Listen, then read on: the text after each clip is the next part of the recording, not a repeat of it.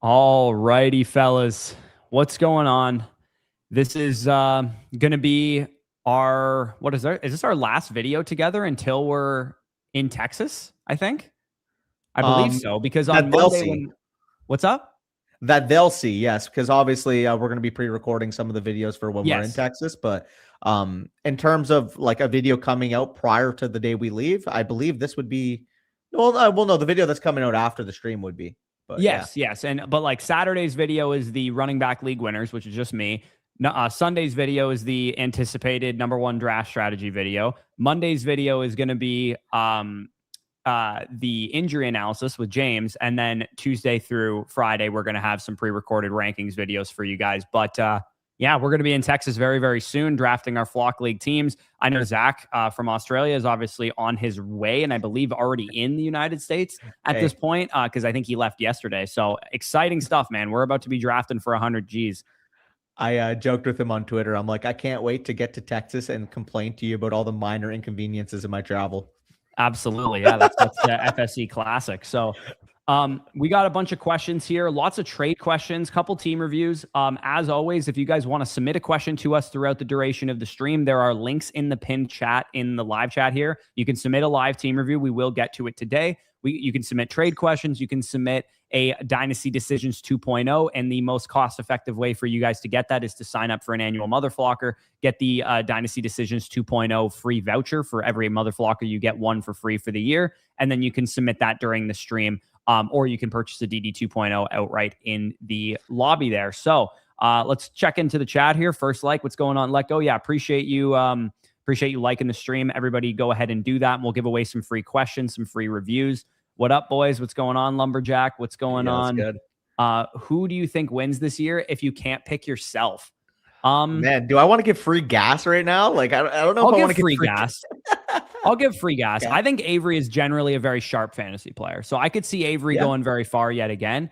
I think that if he fleeces a league mate or Nick again. Or, I mean, if he fleeces his co-host, that will be easy. Yeah. But I think that the editor team is sneaky because Thomas has been very, very sharp the last couple of years, and Dev's just been consistently in the mix. So, I mean, it's not going to make for great content if the Devs win the league, but I do think that they're live to win the league. They're in the championship last year. They made the playoffs the first season as well. I would go with Devs, Avery, or Thomas and Nick potentially. Yeah, I think that's a fair gas to give. Ultimately, whoever disagrees with my Can I say Danny also? Danny and Sammy? Is that a lie? It's not me. I think it precludes from us because obviously that would be the cop out. Like, yeah, I think you could win because we have very similar, ideologies outside of certain things, right? But in terms of the free gas I want to give, I mean, Rum's in this. Like, I can totally see him being the wild card. Like, out of the midst, everybody has their opinion on Rome. Everybody loves Rome. Everybody, is against Rome, and he comes out on top as like the main villain of the season. Unfortunately, didn't work out in that regard for Survivor, but maybe it does in the Flock League. For sure, yeah. Just watch your ESPN draft video. Great vid. Yeah, so if you guys are playing on Sleeper, Yahoo, or ESPN, we have you covered for all of those videos. You can check them out. Zach's a legend. Yes, sir. Good afternoon, fellas. Hope the channel keeps growing. Yeah, we've had a lot of growth so far the last couple of weeks. Hopefully that continues. But Danny, let's get into the trade questions and whatnot that we have. We'll go through the supers and the trade questions first, and then we'll get to the team reviews.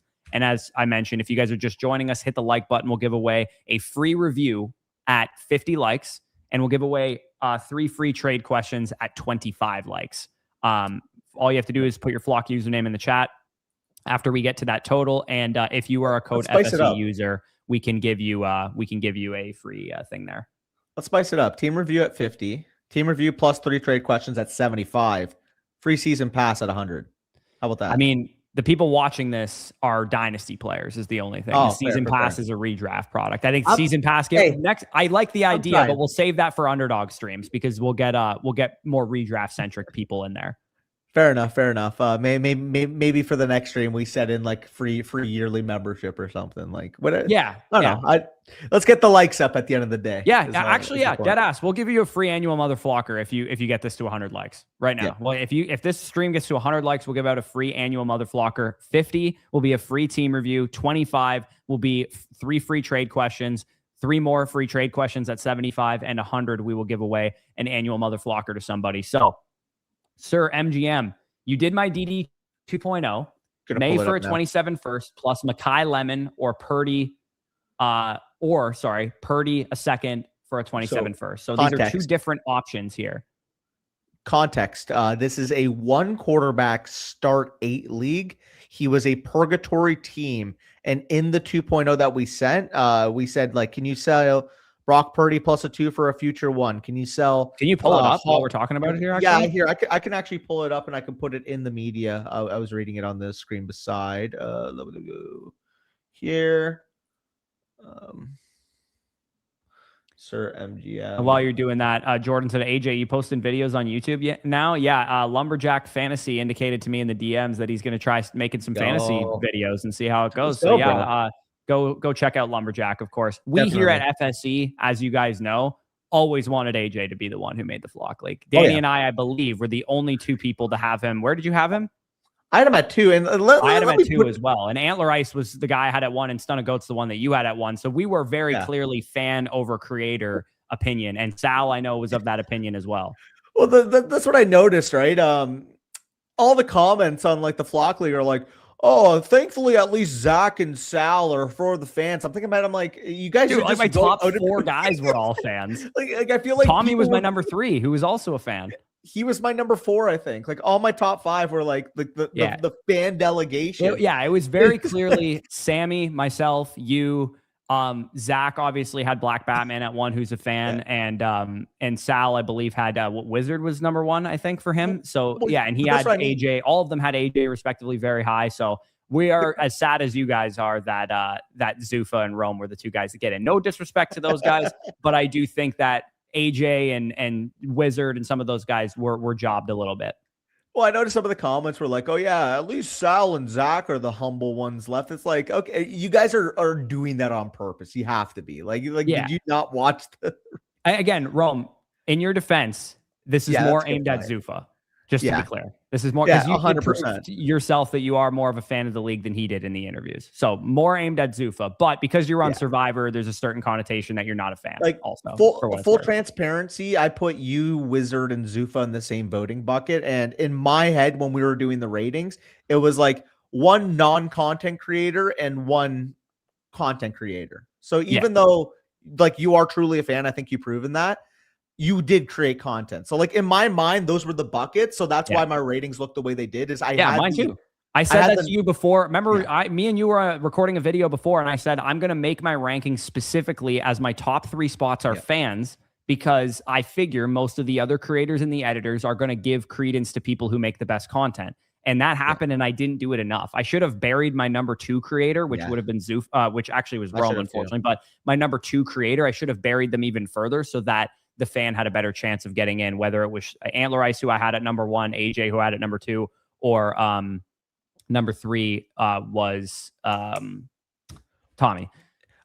It's not even that. I'm not like discrediting like the level content. It's more so just like established following. It's kind of how I do like Sammy, you're now a content creator. It's not anything against somebody who wants to be a content creator. It's more just like people who already had a following, like Rome, because he was on Survivor, already had a following. And Zuffa, with the more YouTube subscribers than we have, obviously already has a following. Anyways, let's keep it rolling here.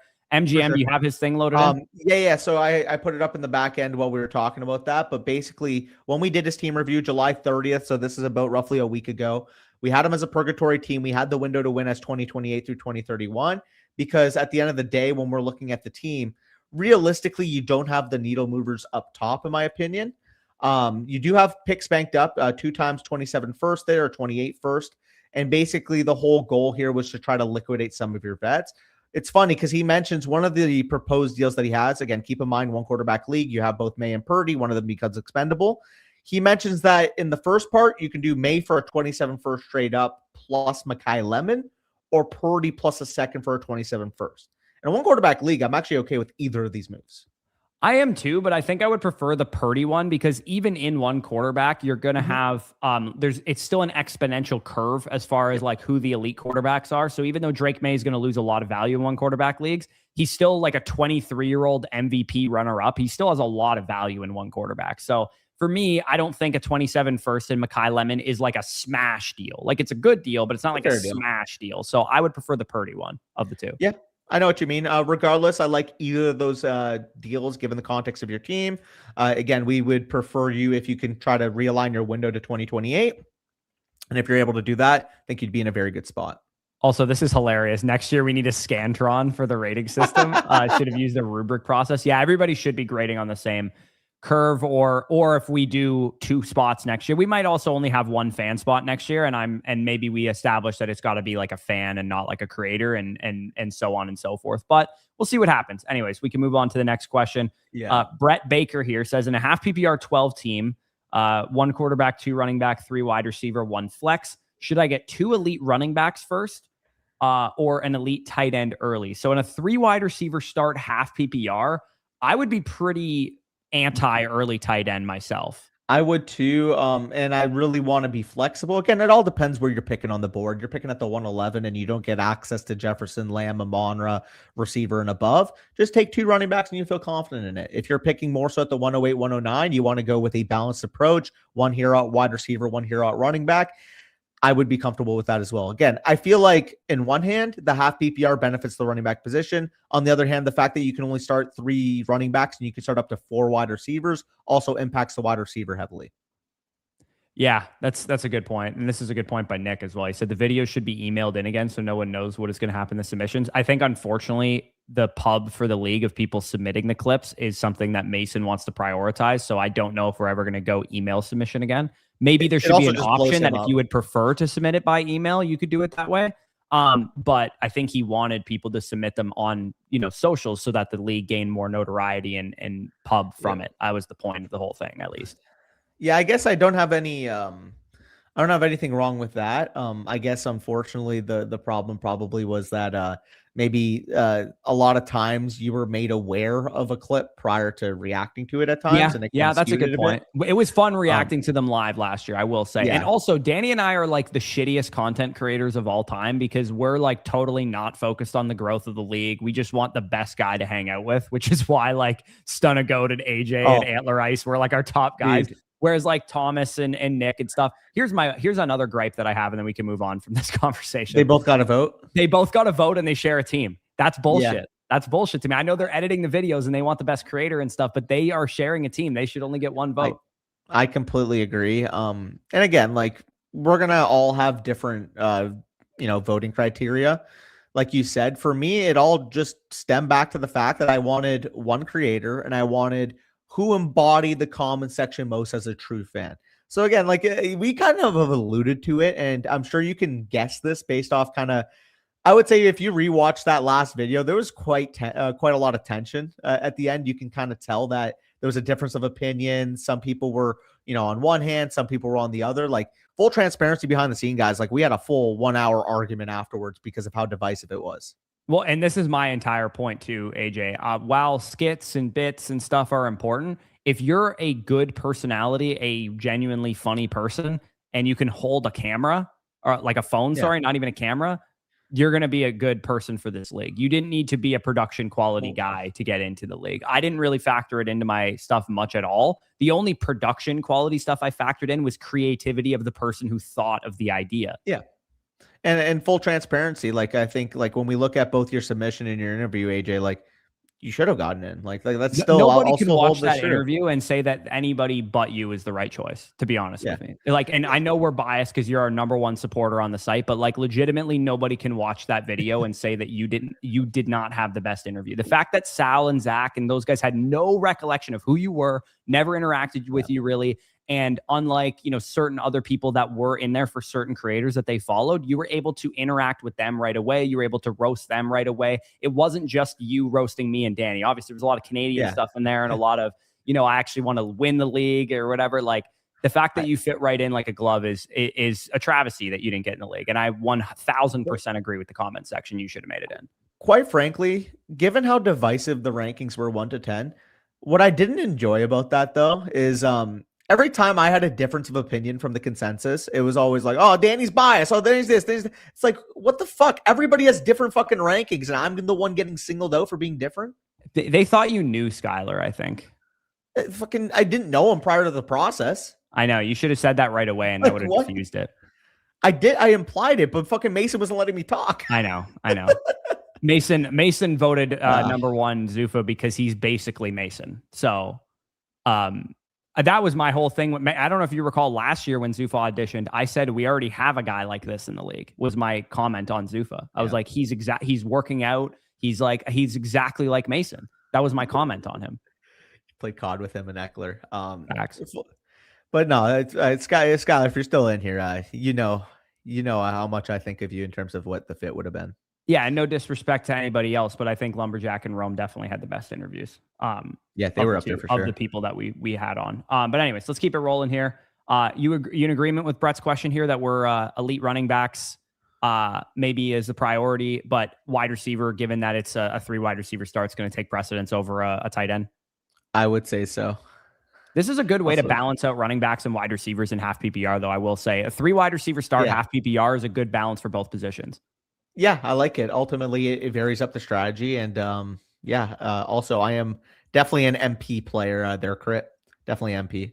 Yep. Stupid Sexy Flanders here. Does this offer make sense? I'm Hypnotoad pushing for 2026. How high should I go if he counters? So he's trying to win the championship here, going after Jefferson using neighbors, and then getting Dak Prescott as the upgrade over Daniel Jones there. And then you're sacrificing a lot of value by giving up on a guy like Casey Concepcion, who's obviously getting a lot of buzz right now. But Tony Pollard versus Casey Concepcion this season from a production standpoint is probably a wash. Yeah, I love this type of deal. Realistically, it's a fair trade on even value, and you're getting access to a lot more point equity this year, in my opinion. And also, I don't disagree. Gonna be fun. And yes, sir, Stunna. Yes, sir. You knew that though. You knew that. Yeah, we're gonna go out in Austin after the draft, I believe, because last year we went out the day before the draft and Mason had no voice as a result of it. But I will be getting silly the night of the draft after the draft for sure. Oh God, dude, I am just praying my stomach is still in one piece for that. Yeah, I'm gonna be the video of me at my wedding. That's gonna be me. The day after the draft. My goal is absolutely mog Mason and Thomas. Yeah, unfortunately, going to mog me in the process. I'm going to be catching strays.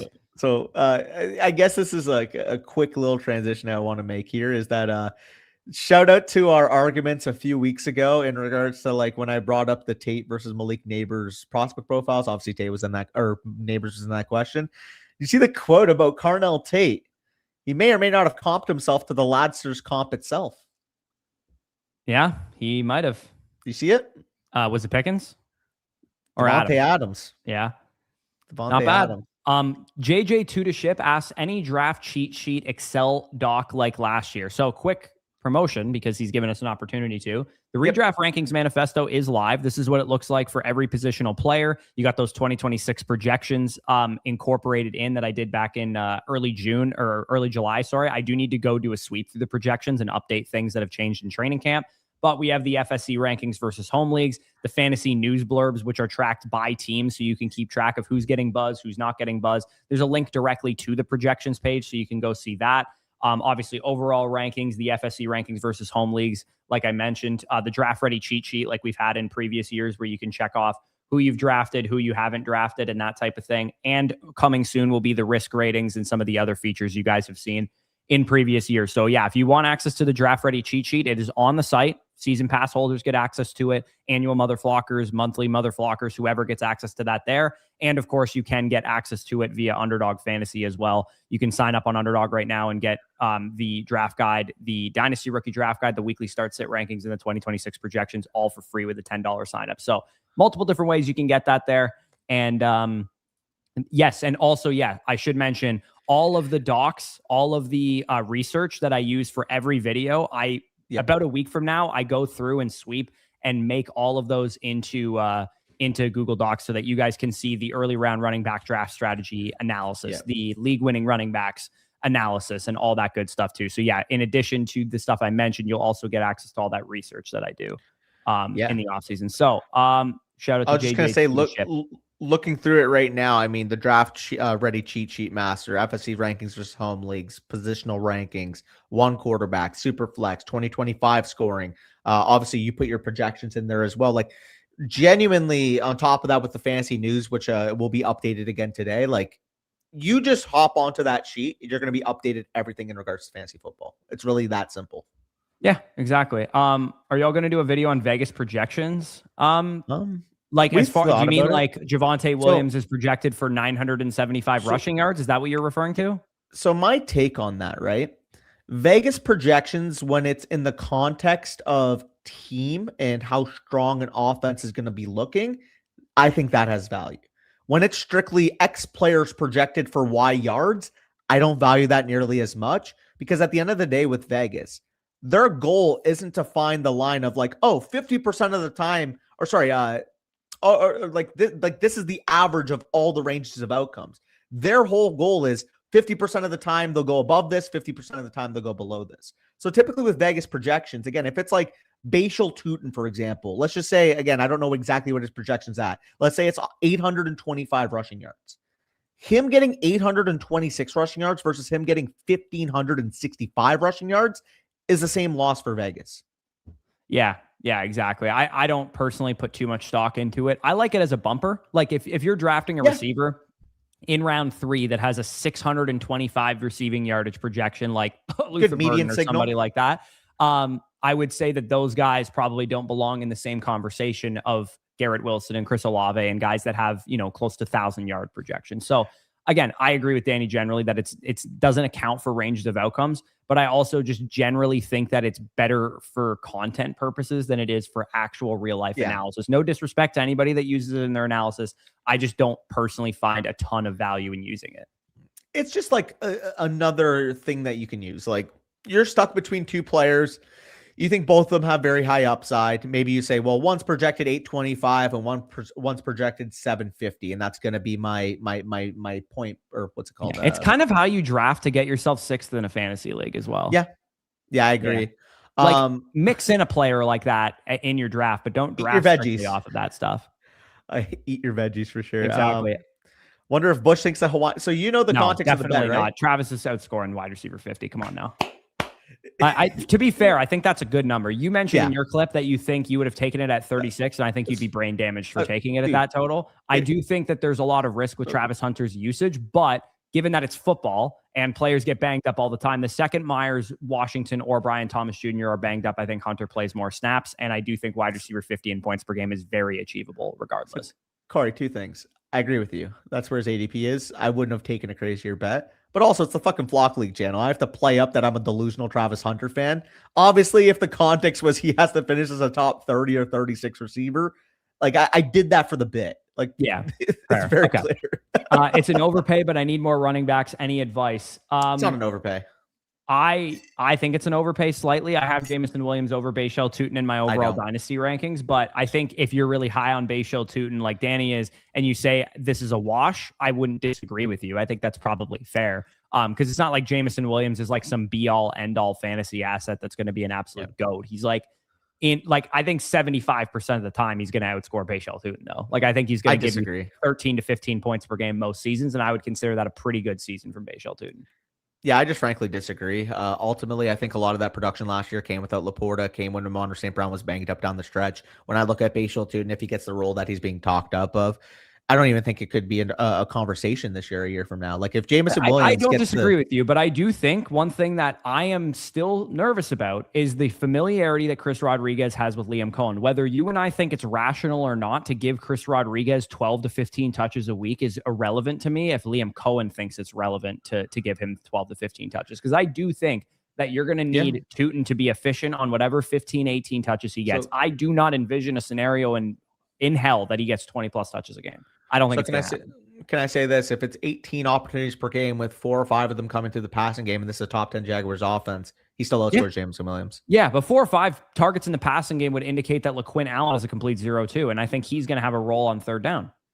I mean, we'll see what it ends up being. Ultimately, when I'm hearing this coaching staff talk up his 3-down profile, talking about the explosive runs that he's brought, talk about the fact they expect a year 2 bump. I mean, we have Bashal Tutin literally going out there and saying, my goal for this year is 1,500 yards and 15 touchdowns. Like, I don't think a player would just say that to say that. I think they probably got an indication that he's going to be getting the lead back role. I don't disagree with you, but when you have a 4th-round running back who had very little production his rookie season, and has some capable veterans, we'll call them, in the backfield, and his comps list looks like this and not like better players. I think just the matter of fact analysis here with Tootin is that if he busts, we'll go, oh yeah, that made sense why he was a bad pick. Sure. You know what I mean? But if he hits, it'll also make sense why he was a good pick. At the end of the day, he's younger and he goes before Jameson Williams in redraft. Sure. Yeah. So, if you want to say it that way, that's to simplify it. Way to go about it. But yeah, just on Tootin in general, because he's never been a productive running back before, I can't physically take him over Judkins and Scadaboo and guys that have already proven at least RB2 or better production, who are actually younger than Tootin in redraft. Well, Judkins is. Breako candidates docs are being posted next week. So, I mean, that's a Corey question. At first, I thought he was talking about the superlatives at the end of the. Yeah. So, Crit, I'll post all of the research docs into the redraft rankings manifesto at the very latest while we're in Texas, because we have a lot of downtime when we're in Texas, where doing my risk ratings and doing stuff like that is generally what I'm doing most of the time. So I will post all of those documents. Yeah. The league winner stuff, the early round running backs, the early round receivers, the dead zone data. I'll post all of that stuff next week at the absolute latest, probably before the weekend as well. So if you're wondering when that stuff will be in the manifesto, that's when it'll be in there. Usually I like to make sure the manifesto's done completely. Like all the big stuff is in there by that 3 weeks, 4 weeks before the season, start time. And that's this coming weekend while we're drafting our Flock League team. I need to put this in by my rankings because I see 72 beside Luther Burden's name, so I need to recalculate it. Yeah. So when I look at this from my point of view first, I have Burden and Marvin as a wash. So I know that's not a consensus opinion for you, but for my opinion, that's a wash. Fannin, a little bit more valuable than Sadiq, but not by a crap ton. Sadiq in the 2 would make up that difference for me. So essentially, it's a free base shell Tootin, and Mark Andrews is whatever. So I definitely don't agree with. I think even in your rankings, though, like you can agree that this seems a little bit steep. I mean, I'm plugging it in right now. Over Fannin. So I think whatever difference in Burden ranking is going to be offset by the fact that you have Sadiq over Fannin. Yeah, let me plug it in. 28 mid to late second. I put early to mid. I think there's a faster way to do this. Didn't we come up with this? No, I don't think so. Isn't there a way we can? Oh, for some reason, I thought there was a way we could see your ranking versus my ranking or something like that. So you're not wrong, by the way. Even when I plug it in by my rankings, by the way, like that's the big difference. Yeah, because you also have Tootin higher than I do too. So like, I think this is just a good deal overall. Yeah, so I don't agree with this opinion either. Especially now, I don't think you'd maybe think that way now after the Sadiq injury. Well, yeah, I mean, I'm gonna update it with the hernia injury, but I'm just more lower on the fact that I think Fannin got 2 legitimate target earners added to his offense. And I think Sadiq was a top 20 level prospect. Like again, like with the injury guy at tight end person. That's my opinion on it. Which is totally fine. Again, I'm probably gonna move Fannin over Sadiq, especially with the hernia injury. But you can't tell me if Sadiq started the year strong without the injury that he couldn't easily flip Fannin in the market. Yeah, my thing with the whole putting Sadiq over Fannin is like what if Sadiq is Fannin? I don't think it's like mystery box meme. Straight up, I don't think it's utterly ridiculous. I mean, it was a top 20 selected prospect and a guy that I had ranked closer to like where Tyler Warren's prospect profile was. I don't think it's utterly ridiculous. I mean, like, again, Harold Fannin, very, very good player, but he also got added a top 4 or 2 top 40 overall selected receivers. Like, are we not contextualizing that? We are. I just think it matters. I think it matters, but it when you do what Fannin did, it's just a strong bull signal from a dynasty perspective in general. The immediate the reasons that you're saying is more of a redraft take, in my opinion, than being lower on him in dynasty. Well, because Fannin projects better than him in redraft this year, I will make that flip because he's still young. But I don't think it's outrageous at all to say that you would prefer Sadiq over Fannin, assuming the hernia wasn't an issue. Because ultimately, if it wasn't, I agree with Scribbles here that Garrett is more proven than either of those 2 receivers. So if you're going to say the target earning competition thing, it applies to Sadiq too. Well, this is the point: is as good of an NFL player that Harold Fannin is, the prospect profile that Sadiq had, I think he can be a better NFL player.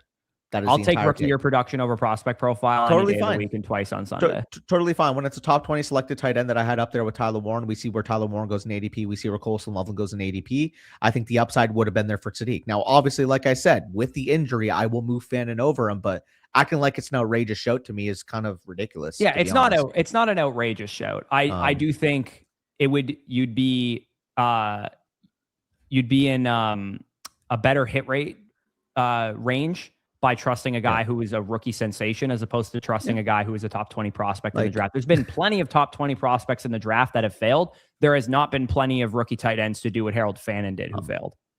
So with that being said, outside of the Fannin thing, even when I account for my rankings, I still think it's probably that side of the deal. But I mean, we're talking about Harold Fannin behind Sadiq as it's the most outrageous thing. Like, Corey, you had Burden at 72 overall. Like, we got to address that too, no?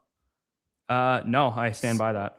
That's ridiculous. Luther Burden had a 10% target share his rookie season. Yeah, I mean, Ben Johnson clearly doesn't give a fuck about that, right? No, I think he's going to take a step forward this year, but I am not of the opinion that everybody else is who has two hands wrapped around Luther Burden's cock that thinks he's going to have 17 fantasy points per game this year because he's a Monra 2.0. I think he'll probably have about 1,000 receiving yards and 6 touchdowns. That's a really good season for a second-year receiver. Yeah, buddy, we just got to catch up to the times at this point. Dude, if Luther Burden smashes and goes for 1,500 receiving yards, you're not going to get any shares at 72. It was coming. There will have been signals that it was coming. But if Luther Burden has 12 fantasy points per game, there will have been more signals that was coming. I completely disagree, dude. Quite frankly, I mean, we're hearing it already right now. You're not going to get any shares at 72 overall. Like, it's one thing to be slightly behind. I'm not going to get any shares at 72 overall. That's how many shares do I have, Danny, of Luther Burden in 15 Dynasty League? Dex, welcome to the Fantasy Stock Exchange stream. How many shares do I have of Luther Burden? I mean, that's your own prerogative. Again, zero. Fair enough. Zero. I have no shares of him. The only share that I had of him, I sold for a mid 1 and a mid 2 next year. If you're willing to take off a catastrophic L, then I'll take a catastrophic L. Yeah, I'll buy him back later when he's cheaper. He's not going to be cheaper than 72 overall. If he has 900 yards and 7 touchdowns after the season, he'll be the same price he is now with more proven production. Not at all, Corey. I mean, at the end of the day, when I'm looking at 72 overall, where do I have him? Oh, that's one quarterback. Let me go super flex. Where is he in the site consensus? He's closer to 50 overall in site consensus. I'm sorry, that's kind of funny. All right, Crimson Shin. All I'm saying, Danny, is Crimson does have a point that the failure to see a downside scenario for a young player has been a blind spot of yours. Sure. But also at the same time, when the head coach is literally making these comps for him, he's been, by all Bears reporters, dominating training camp. This was a high upside prospect who, after his sophomore year, we were putting up there with fucking Malik Neighbors talks. Like, yeah, I'm willing to overreact to it. Because at the end of the day, I thought the talent in his prospect profile indicated the fact that if he got the right coaching, he had the upside to be a top 5, top 10 NFL wide receiver. So, yeah, truthfully, I think 72 overall is fucking brain dead. I'll make that case out there. Okay. I mean, I haven't moved him since training camp, so now he is at, including rookie picks, 66 overall. If you took rookie picks out, I'm sure he's at, 58 or something like that. Okay. Something like that. That's a start. Because I haven't moved him since training camp. You're right. I haven't moved him since all this buzz, but I just want to point out, what is more predictive for fantasy football? What you did your rookie season or what your head coach says about you in training camp? It is way more predictive to have proven production than what your head coach says about you. Sure. And again, Crimson Shin, you could point to the first 8 weeks, but the context is that Colson Loveland and quite frankly, Luther Burden weren't big parts of the offense. Like we have to on Burden.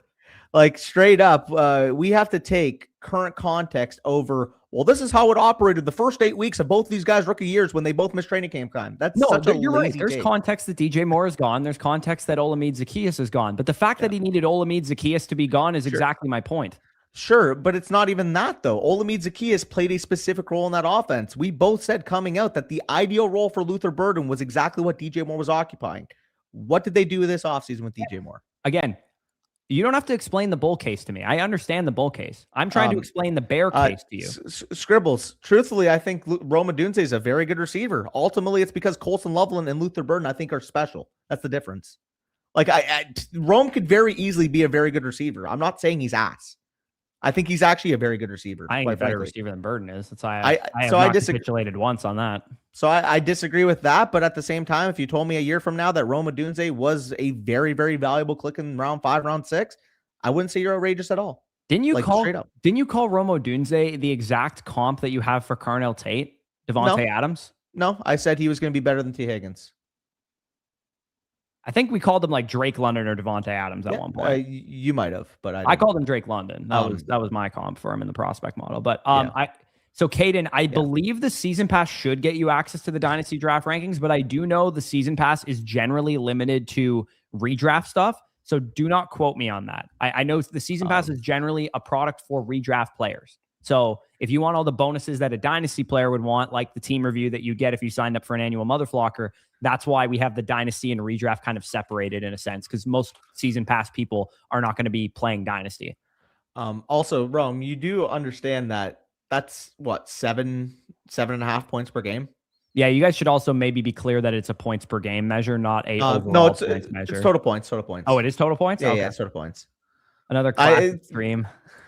Wish more streamers yap. I mean, at the end of the day, like, this is what makes an FSC stream an FSC stream, is that we will bark when we differ in takes. And we also will argue about something that will probably be a net 2 points per game difference at the end of the season between Rome Odunze and Luther Burden. And my opinion has always been, if Rome Odunze was the one going in the 4th round and Luther Burden was the one going in the mid 5th, late 5th, early 6th, I would be in on Burden too, Danny. It's all a price thing for me. I think that there are about equal bull signals for both players. Odunze with the proven production, Burden with the buzz that he's getting. Odunze's is more predictive in my opinion. But if they were going back-to-back in rankings, or Burden was going after him, I might be right there with you saying Burden is a great pick.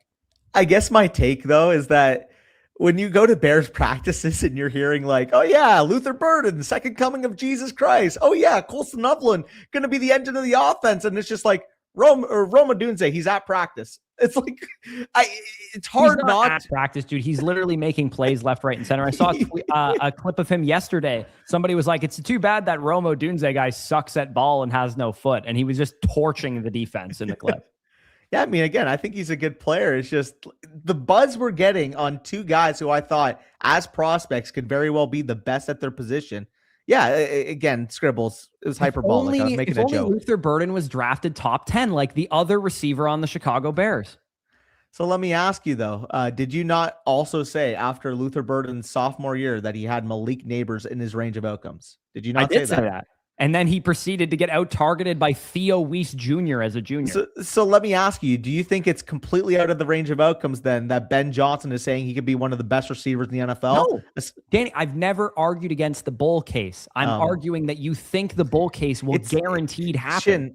Shin, you're completely misconstruing it. It's not just the beat writers. It's the fucking head coach himself.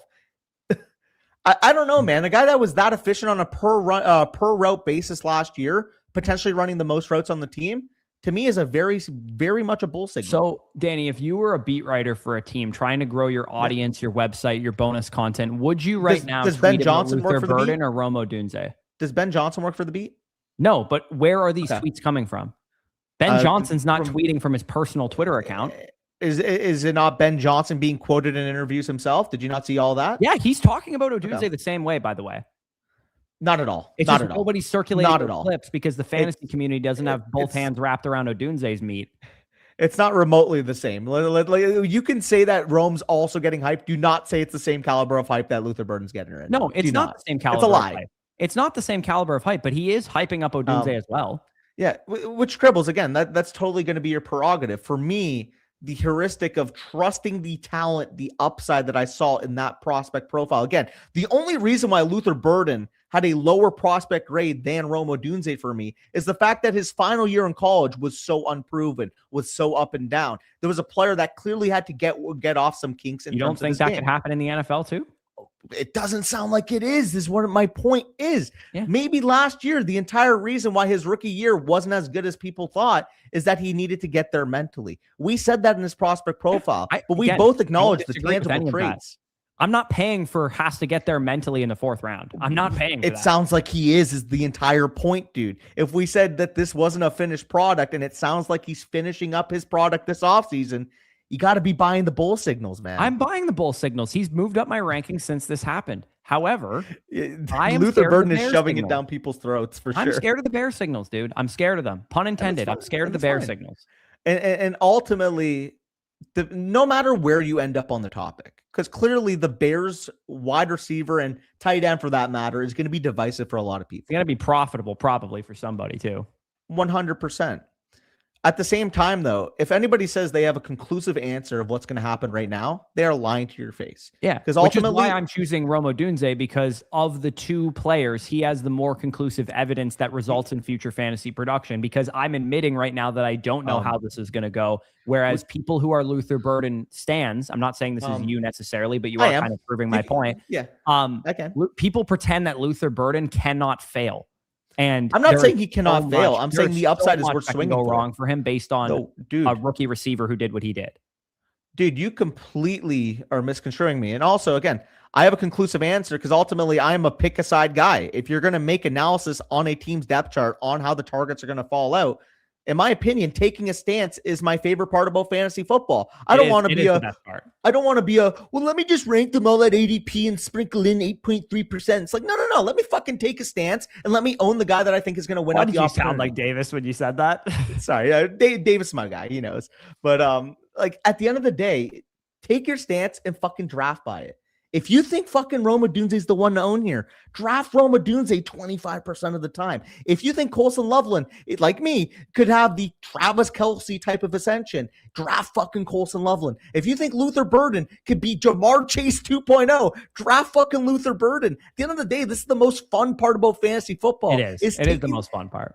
And this is such a profitable offense to have your takes. I just like to try and be a little bit more calculated than people, like, no offense to Eden Harditz. If he said this is not being calculated. If you said this, there is absolutely a chance that Odunze outscores Burden. He's a bigger red zone threat. He plays more downfield. Like, it's very possible that Burden could out-target Odunze and Odunze still outscores him.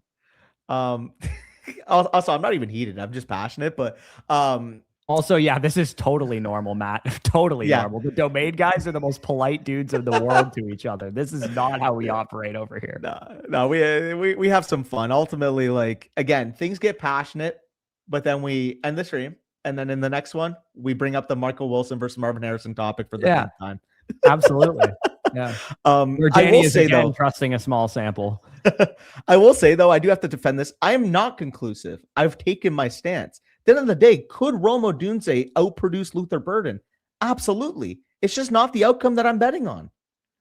I will say frick if it happens on stream live. Let's stop bickering. Let's just stick to Loveland scoring. Yeah, we can both agree that Loveland does profile pretty damn good, eh? He does profile pretty damn good, but my opinion has always been that I'll take Odunze over Loveland too because he's cheaper. Okay, if you want to make it a cost. It's just a cost thing for me. I'll take the cheapest 3 option. Anyways, where are we at right now with the likes? Sounds like Jake was dialed in. We have 34 likes, which is a depressing number. We just yapped about Rome Odunze and Luther Burden for probably 20 minutes. Can you guys hit the like button, please? If you hit the like button, we'll give away free trade questions. And Jake is the first one in the chat on their username. We will give away 2 more trade questions. Once we get to 50 likes, we will give 1 lucky person a free team review live on the stream here. But Jake is going to get the first trade question because his username is in here. Shout out. Also, Loveland Dynasty Title 1. I can totally see it, brother. Do you want me to grant him the question, or are you going to do that? I can do it. I have it pulled up right here. I just didn't know if you did it already. You do it then. Fantasy Twitter is going to be hilarious if see, the thing is, if somebody that was pro Burden over Rome overreacts just to the week 1 box score, then you weren't really understanding why. You know it's going to happen though, right? Like, if Odunze goes for 100 yards, I'm going to be insufferable. If Burden goes for 100 yards, you're going to be insufferable. That is also one of the most fun parts of fantasy football, by the way. If Loveland goes for 100 yards, we're both going to be insufferable. What would be hilarious is if Caleb Williams threw for like 36 yards and they lost by 35 points. I'd lose a lot of money if that was the expectation. That would happen to me as well. William, your username is not coming up on our end. I should remind you guys that if you want a free trade questions, you do actually have to have used our promo code because we can't grant trade questions to land or domain or flock users. So code flock users. So if you used our promo code, we can grant you that. That is the benefit of being a member of our community as opposed to the others. But we do have 2 free trade questions to give out still. So the next 2 people to put their username in the chat who have a trade question. There's Catstakeover there. I believe he is a code user of us. Josiah is him. So shout out Jeffrey. I do want to say this. Corey, what if there's just the outcome where Caleb is Mahomes, Caleb is Allen, he takes that step, and everybody's right?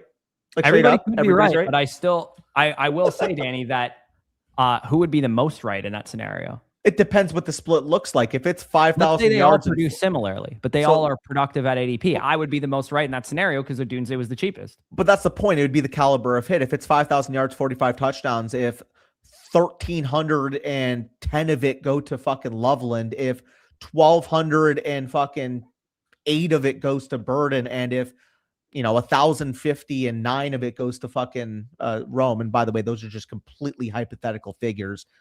Don't take that with a grain of salt.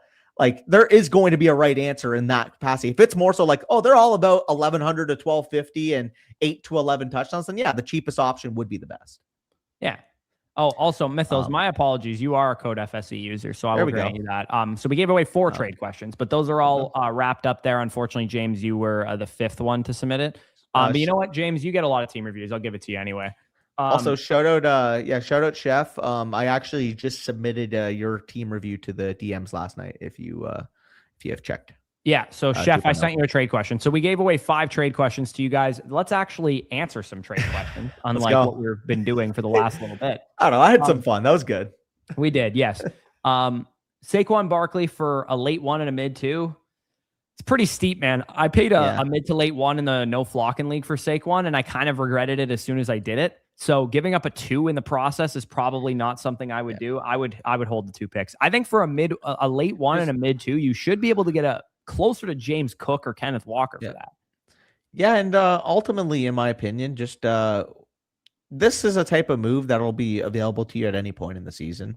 I don't want to be spending this type of capital about Saquon right now. Yeah, kind of where I'm at. Because if he gets injured in training camp, and then all of a sudden you just torch that shit, and also too, like we've also talked about this before. We're much more of the opinion that instead of buying productive win now running backs, pay that extra first round pick and go get Devon Achane, who's a guy who's going to be productive for a long time. You know what I mean? Like, instead of doing the half measure of just buying the guy who's a rental, go and do the full measure of buying the really expensive player, or go with the really cheap measure of buying Derrick Henry instead, or something like that. So you could probably get Henry for just the 2 there. DSM bud. I agree. Also, I appreciate that, but George, that was a lot of fun. I did not think going into the stream that Burden and Odunze would be that type of topic, but appreciate you guys for baiting it in chat. Yeah, this is a good plug for what's going to happen next week. So Danny and I leave for Texas on Tuesday. I believe that day, the video that I'm doing with Dr. James Ferretti is going to be basically part 2 of the injury video we did in early June. And honestly, man, I'm the most curious player I am to talk to him about is Bucky Irving, because we have a brand new kind of like spreadsheet coming to the site where James basically went through and gave all of his medical advice on all of the injured players right now. The devs are going to work to actually incorporate it into the player cards. So here, let me quickly show you what I mean. So on the site right now, we have player cards, obviously, as you guys know. Let me just pull it up. So if you go to the site and you click on Jahmyr Gibbs, if he's injured, let's say there was an injury. Actually, I don't want to even wish that into the universe. Let's talk about a player I would wish an injury into the universe for. Where's Luther Burden? Oh, come on. Do a Saints player at least. So Luther Burden, let's say he were to get injured, hypothetically. There would be a new tab here that says injury. And the devs are going to work to basically incorporate James's analysis directly into the site. And there would also be a little like hospital symbol probably, or a questionable tag or something like that. Beside him. So that's something that me and James are going to be talking about on Tuesday. I believe that video will come out, but we're going to record it on Monday. So I'm very, very excited to ask him about Bucky Irving, because his TLDR version is that he appears fully recovered. And he said he'll carry some risk post-surgery and likely be competing for touches, obviously. But Danny, you and I remember in the early days of us covering fantasy football, what a re-aggravation shoulder injury risk looks like, because Dalvin Cook was dealing with that for a long time. That's essentially, it looks like his opinion on Bucky Irving, which is that it's healed for now, but he could re-dislocate it at another time. Yeah, and truthfully, I have moved Bucky Irving up. It's funny because Zach literally got the screenshot of my ranking of him right prior to the training camp positive buzz on Bucky. So when he made his video of like, oh, experts are wrong on, like, it showed that I had him at 66. That was solely before I actually got the news from training camp. Like, he's at 51 for me. You have to react to the positive buzz. Sounds like it's about a 60 to 40% rush split between him and Gainwell. So I think Gainwell can still be a solid, end of the 9th, 10th round target in PPR leagues. But it's very clear in terms of the allocation of backfield carries that Bucky Irving's probably still going to be a 15, 16 plus carry per game type of player.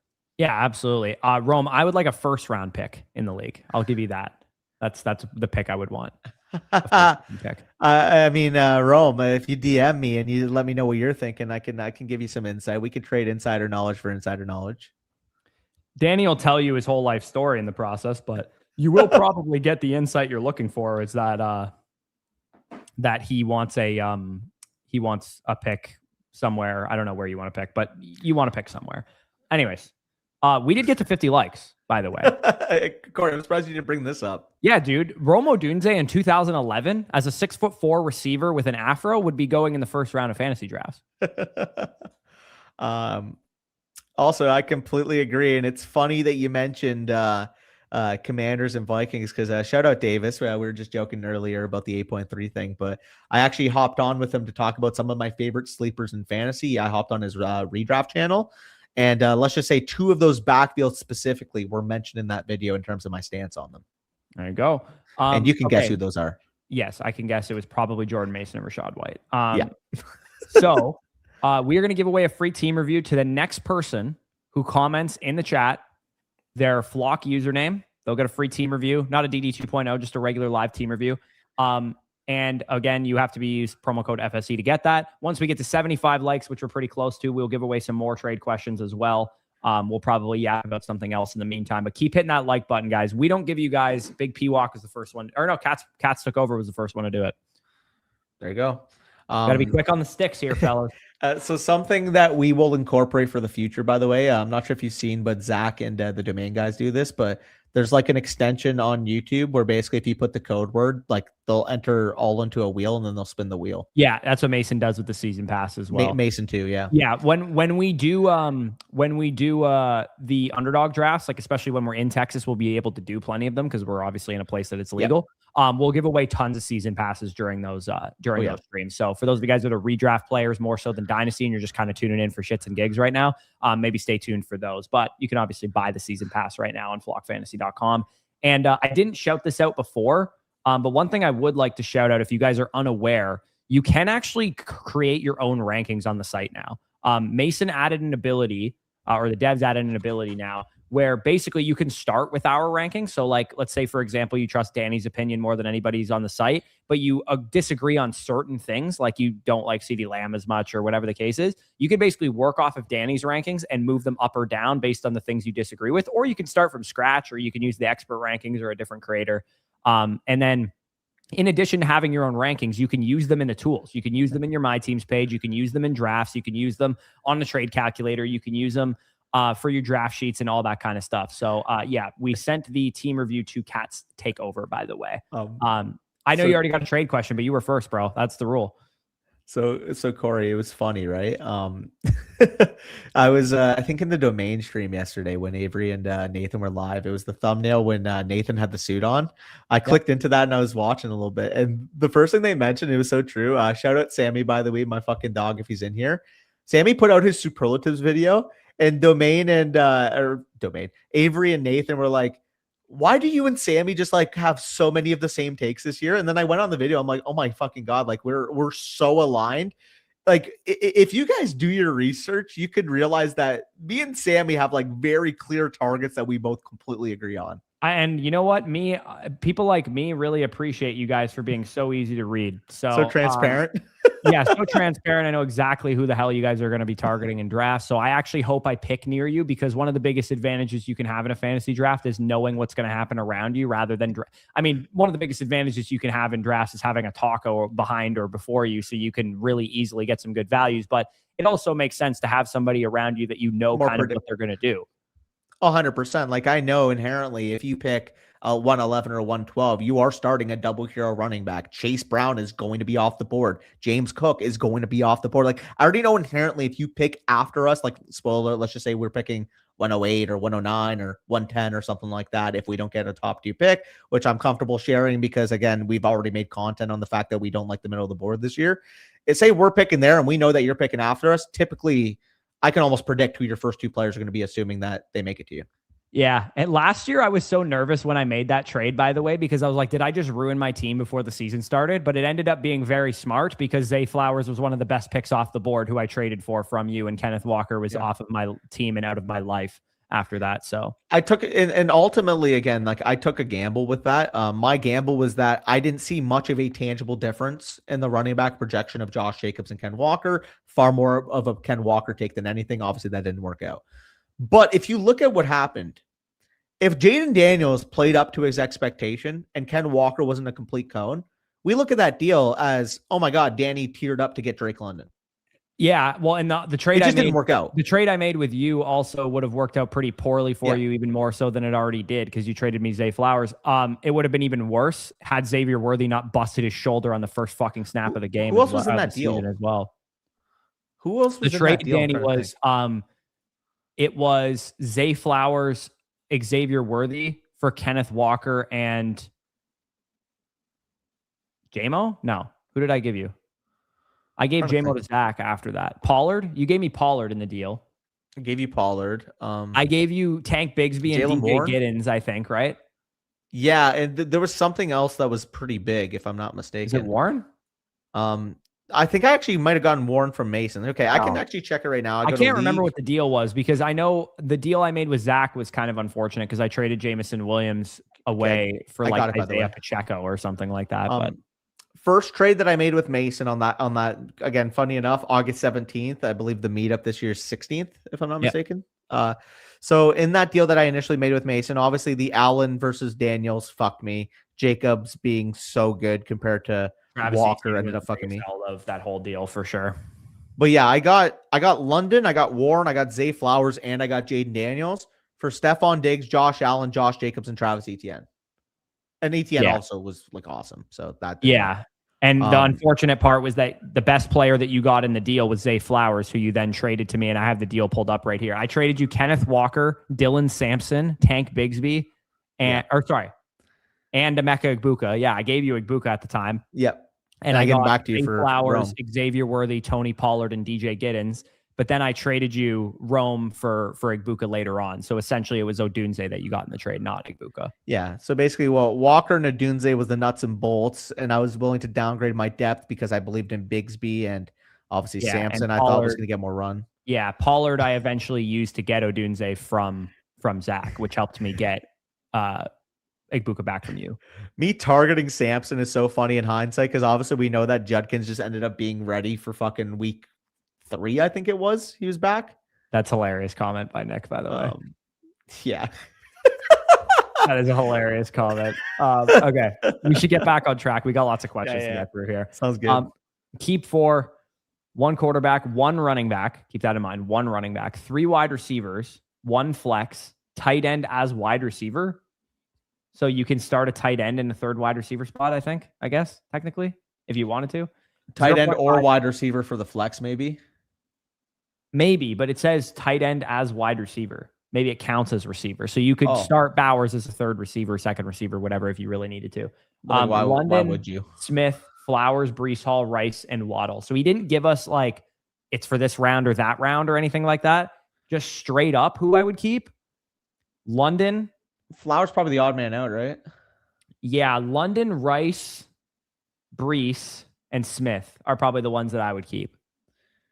Yeah, like especially in the 3 wide receiver, London, Rice, and Smith would be your top 3 receivers then. Yeah, probably Waddle and Flowers are the guys gone, but I mean Waddle versus Smith is closer for me than you.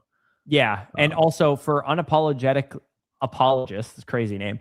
Yes, we will get your review if you submit it today, and same goes for Chasing Breakers. If you guys submit a team today, we will cover it. It'll probably be within the next 45 minutes. Hopefully we'll stay on track, but it will be covered for you today. So let's keep it rolling. I think, again, assuming there's no like, oh, with this draft pick I keep this guy, with that draft pick I keep that guy, I would go with London, Smith, Hall, and Rice myself.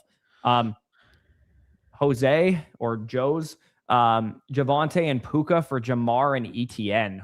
I'll take Javonte and Puka. I have a bigger difference in Javonte and Etienne between those 2 receivers. Yeah, it's a redraft question. I would agree as well. Also note, by the way, Isaiah Davis apparently out for a few weeks with a minor knee injury. Yeah, I've been actually drafting a little bit more Braylon Allen than I care to admit, because I do think as a young running back, he might be putting it together mentally. Like Braylon Allen is literally younger than Jonah Coleman and Jadarian Price. I would just rather have taken the good, efficient backup, but unfortunately, he should have just stayed in college longer for how young he was, man. He should have just transferred away from I will die on this hill after his junior season and went to a better school. I will stand on this hill. Isaiah Davis is a much better running back than fucking Braylon Allen is, and it sucks that he got hurt. Again, I don't disagree with you as of what we've seen from him in their career so far, but I think that Braylon still has another couple things he can improve on and become a better running back. We didn't see him last year too. Call me crazy. I don't think all that differently of Isaiah Davis than I do Tyler Algier. Like, I think they're very similar. Really? I was going to say that about Braylon Allen. Really? Yeah, I think Braylon Allen can be just as good as Algier. Except Isaiah Davis has actually been good. I know, but again, you got to contextualize that Isaiah Davis is like 26 years old and Braylon Allen's like 22. I get it, but I mean, at the end of the day, I'm not even just saying like, by the way, also, he doesn't turn 25 until February. Okay, whatever. He's a little older than Braylon. But yeah, I mean, you look at his first 2 years, 5.8 yards per carry, 5.5 yards per carry receiving profile this past year, 21 receptions for 186 yards. Like, he's like Ty Johnson to me. He's going to be a part of a backfield because he's a good player. That's the thing, man. Like, I think he could be like a legitimate 35% opportunity back in the right situation. Maybe we gotta keep this reined in. Shut up, is yours. All right. So Hunter Henry, a mid first and a mid to late second for Brenton Strange in an early first. Oh, dude, give me Strange in an early all first. Day. What? Strange is more valuable than he's probably at least worth a mid to late second given the new contract, probably give or take. So. The fact that you get an early one for Hunter Henry and a mid one, that's crazy. All day. Let's get it. Skizzle with another question where he's robbing another person. DK Metcalf, Walker in a mid to late second. I made a trade almost exactly like this offseason. I traded away Trevion Henderson, the 106 in a mid to late second, for exactly Kenneth Walker and T. Higgins. But this is a great deal in my opinion. You're getting like Kenneth Walker is worth more than the 106 slightly because the 106 in my rankings is Jadarian Price, and I would prefer Kenneth Walker. So the fact that you're getting T. Higgins for a DK Metcalf and a mid to late 2, that is a great deal for you. 100%. Nico in a first for BTJ and Ladd. Full rebuild, he said. So I'm concerned about losing picks. That's not your own first then? I'm assuming if you're full rebuild. I'm assuming no. Yeah, I'm assuming he's giving away someone else. Better not be. Let's take a look at the team. Let's make sure before we give the advice. I'm sure he's got a lot of picks. Ella dog.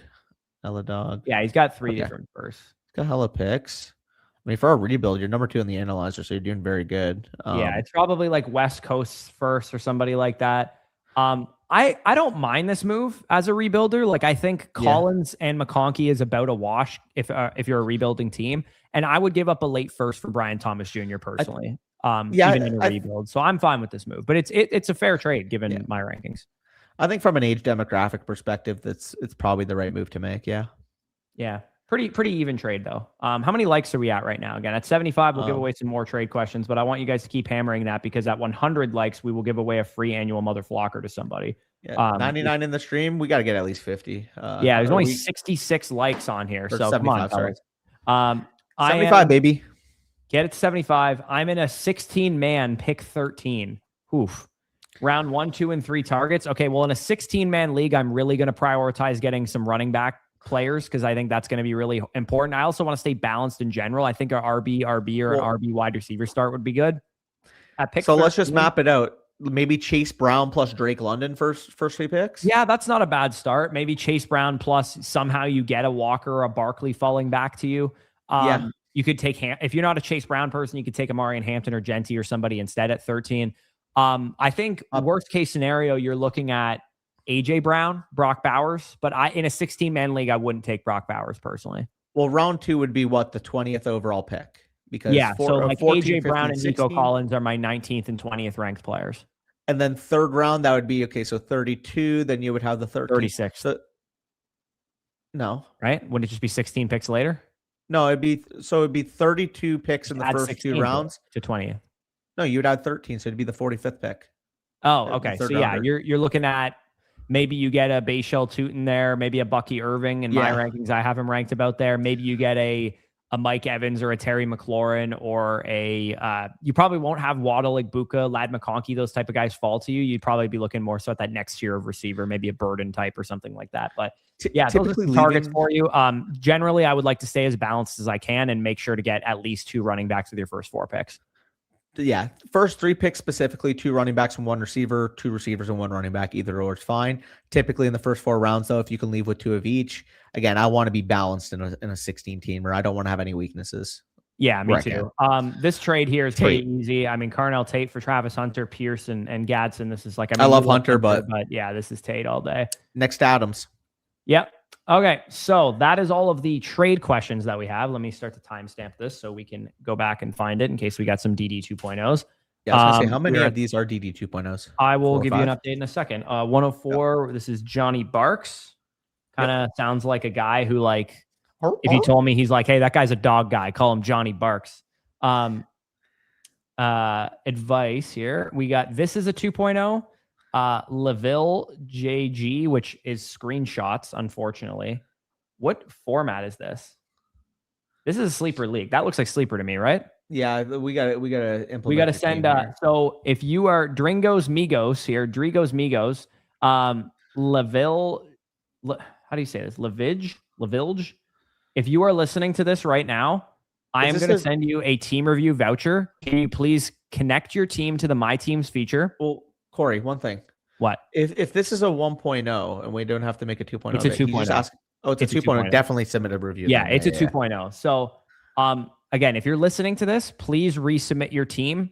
We're going to give you a free team review, free of charge. Just resubmit it because, again, we will give you a much better review, a much better quality answer than what you submitted here, because based on this information, we don't have really anything here. You just have keepers listed.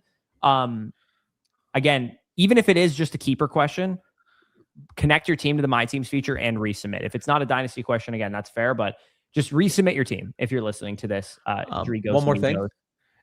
Yeah, I'm going to submit you the team review voucher. It's going to say team review. What I want you to do is in that team review, in the DMs, when you submit it, say, hey, this was from stream. This is a 2.0. That's all I need from you. At that point, as long as it's linked to the league, any other context in the DMs, like the screenshots that you sent in the DMs, just to send them to me like on the side. Like submit the team review, link it to your league. And then if you have any questions on the side, feel free to put them in the DMs. That's going to help me out a lot. Yeah, so he actually sent a DM after and said, I'm not sure if I did this inquiry correctly. Did it go through? So I just sent him a message back and saying, resubmit. We sent you a new voucher to do that. So apologies for that, but yeah, just make sure you link your team first before submitting. Getting shucked tonight. That's crazy. Let's start with Johnny Barks here. Is this Levi?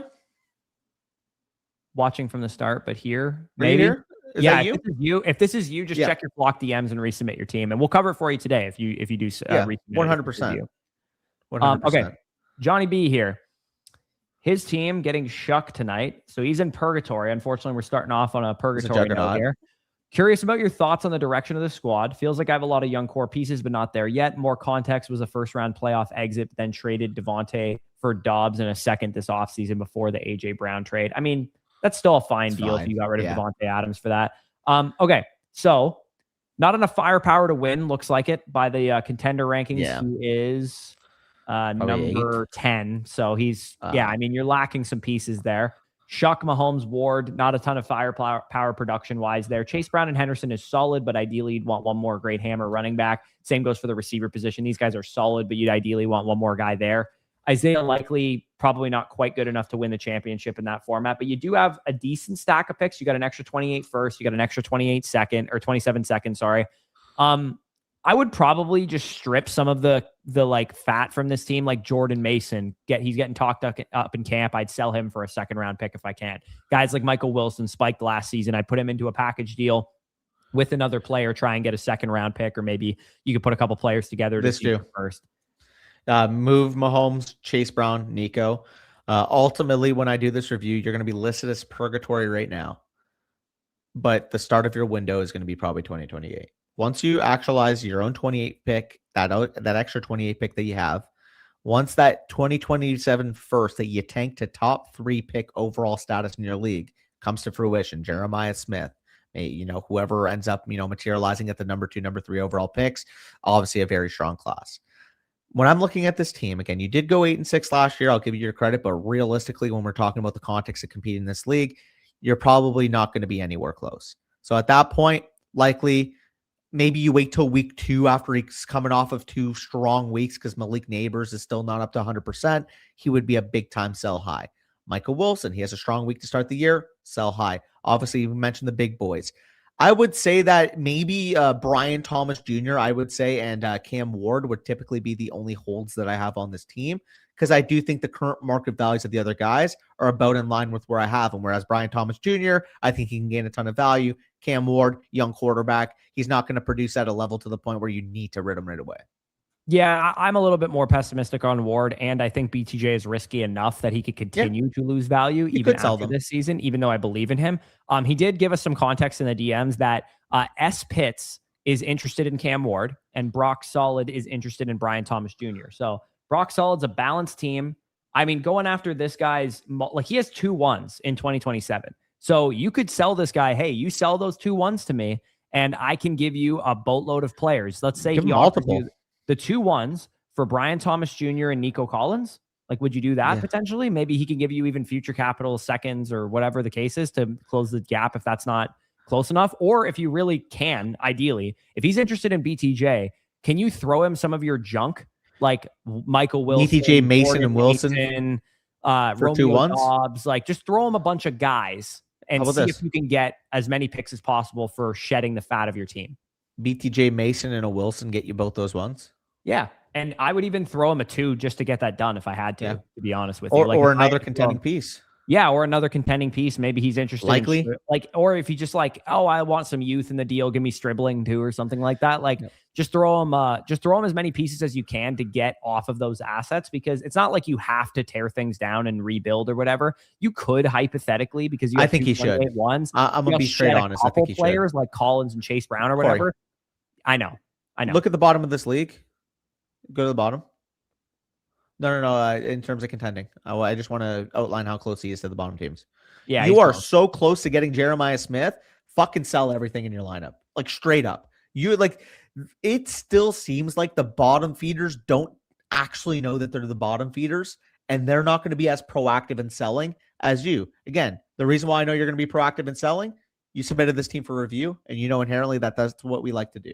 So also go after the bottom feeders picks, by the way. Yes. Like, this guy is no direction whatsoever. He has Jacobs and DeAndre Swift on his team. Danny, if you or I were in possession of this next week, we would have nobody on the roster. So go after this guy and go, hey, dude, if I give you Nico Collins, you could compete this year. If I give you, dude, you don't have a tight end right now, but if I give you Isaiah Likely and Brian Thomas Jr., you could win. You could easily win with this team, dude. So give me your 27 first and your 28 first, and I'll give you Brian Thomas Jr., Isaiah Likely, Michael Wilson, and Jordan Mason, and you're ready to go compete. Yeah, and who was the other team he said? So he mentioned Brock. He mentioned he also mentioned S. Pitts. Let's look at S. Pitts. S. Pitts is I'm not dealing with him. Also, S. Pitts on that thing is his name of his team, which is hilarious. I'm not dealing with him. Sorry. Yeah, I would deal with him if he's your only option to sell. And because Cam Ward is the one that he's interested in. He doesn't really have anything at quarterback to give you in return. Cam Ward does fit your build. Like you said, you could hold Cam Ward hypothetically. If he wants to give you an overpay for Cam Ward, then by all means. But I think you'd be better served to go to these bottom teams, convince them that they can compete, and tank it out for Jeremiah Smith using their picks as part of the process. We also didn't even mention it at all in any of these packages, but leverage the different pieces to different bottom feeders. Like, go to LawStash. Oh, you got a weak quarterback core. You got interest in Patrick Mahomes. Give me your first the next 2 years. You go to Densbro. Oh, you need receivers. I'll give you Nico, BTJ, and Shuck for your first the next 2 years. Like, dude, it's giving me vibes in this league because of how many purgatories, because there's a pipsqueak, because there's only one balance, because the rest are strong contenders. Everyone thinks they can win. Everyone thinks that they can win. And if that's the case, those are great league markets for rebuilding teams like you and I. If everyone thinks they can win, you have 11 buyers of competitive assets. If everybody thinks that they can win, be the one team who knows that they can't. Yeah.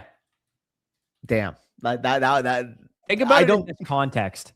If there was one supermodel at a party and everybody was hitting on her, all 11 of your league mates were hitting on her, and you were like, I'm going to wait until I'm going to go to a different party where there's 20 supermodels, I'm going to go to that party instead of hitting on the one supermodel at that party.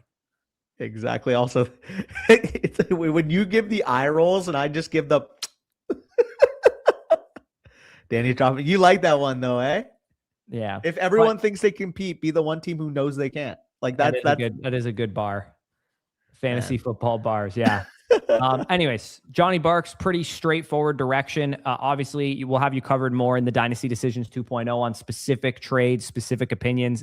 We'll make sure to include the BTJ interest and the Cam Ward interest. That guy doesn't even really need Cam Ward. So again, if there's an overpay, maybe you can detail that, then definitely you could sell him, but he does fit your build and you don't have to sell him in that situation. So ideally though, out of the quarterbacks, Cam Ward would be my likeliest to keep, but again, I'm not opposed to selling everything on that roster. If you have to roster poo-poo kaka pee-pee the next couple of years because you want Jeremiah Smith, you want Malachi Toney, you want to have 6 or 7 firsts in the next 2 years, that's great. That's fantastic. Yeah. Ignore the supermodel and go for a friend. Yeah, actually, no, that's a better analogy. There's one supermodel and there's one girl next door type that's hanging out with the supermodel, and you just go after the girl next door type because all 11 of your league mates are going after the supermodel. I mean, the actual realistic example in this situation is that you're probably going home and jerking off instead, because this is fantasy football that we're talking about. But the going after the girl next door type is the better example because everyone's chasing the supermodel. That's a good point. And if you think about it like this, I'm never ready for the poo-poo caca pee-pee shot.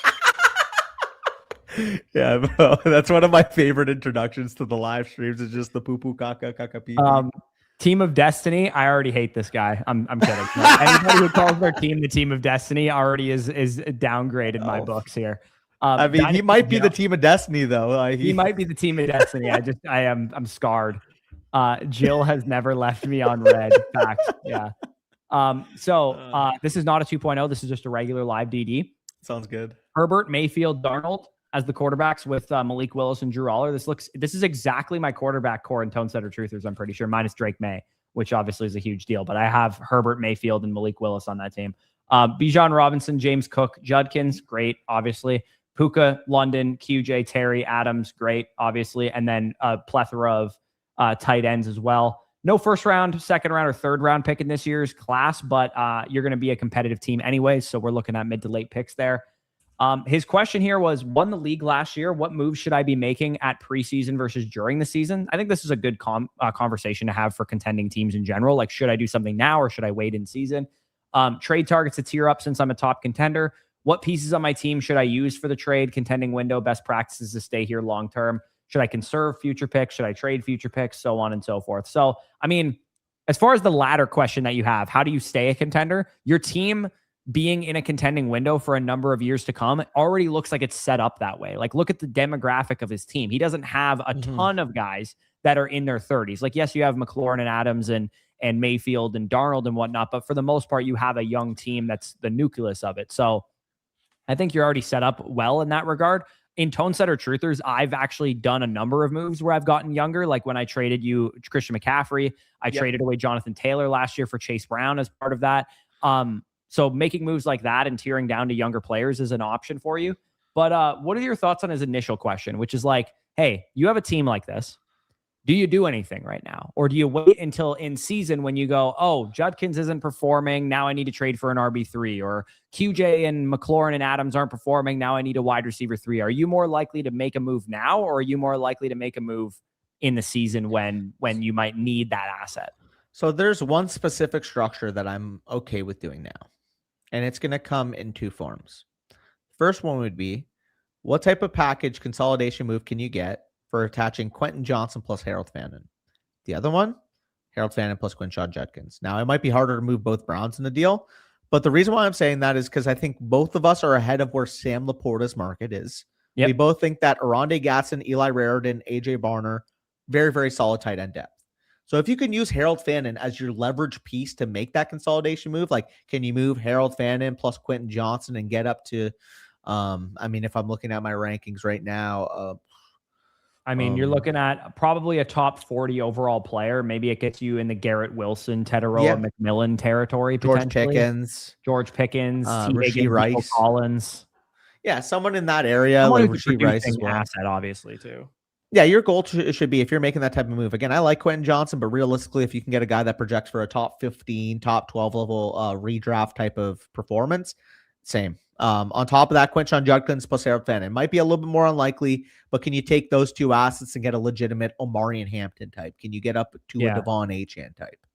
Yeah, like some of these guys at the bottom of this league here, where you see like Pickens and Henderson and Kyron just like sitting ducks on these guys' rosters. Like, you could probably trade. This guy is no tight end. Like, I feel pretty confident you should be able to get George Pickens from this dude, knowing that he could use Harold Fant and he could use a young receiver. So go after those type of players.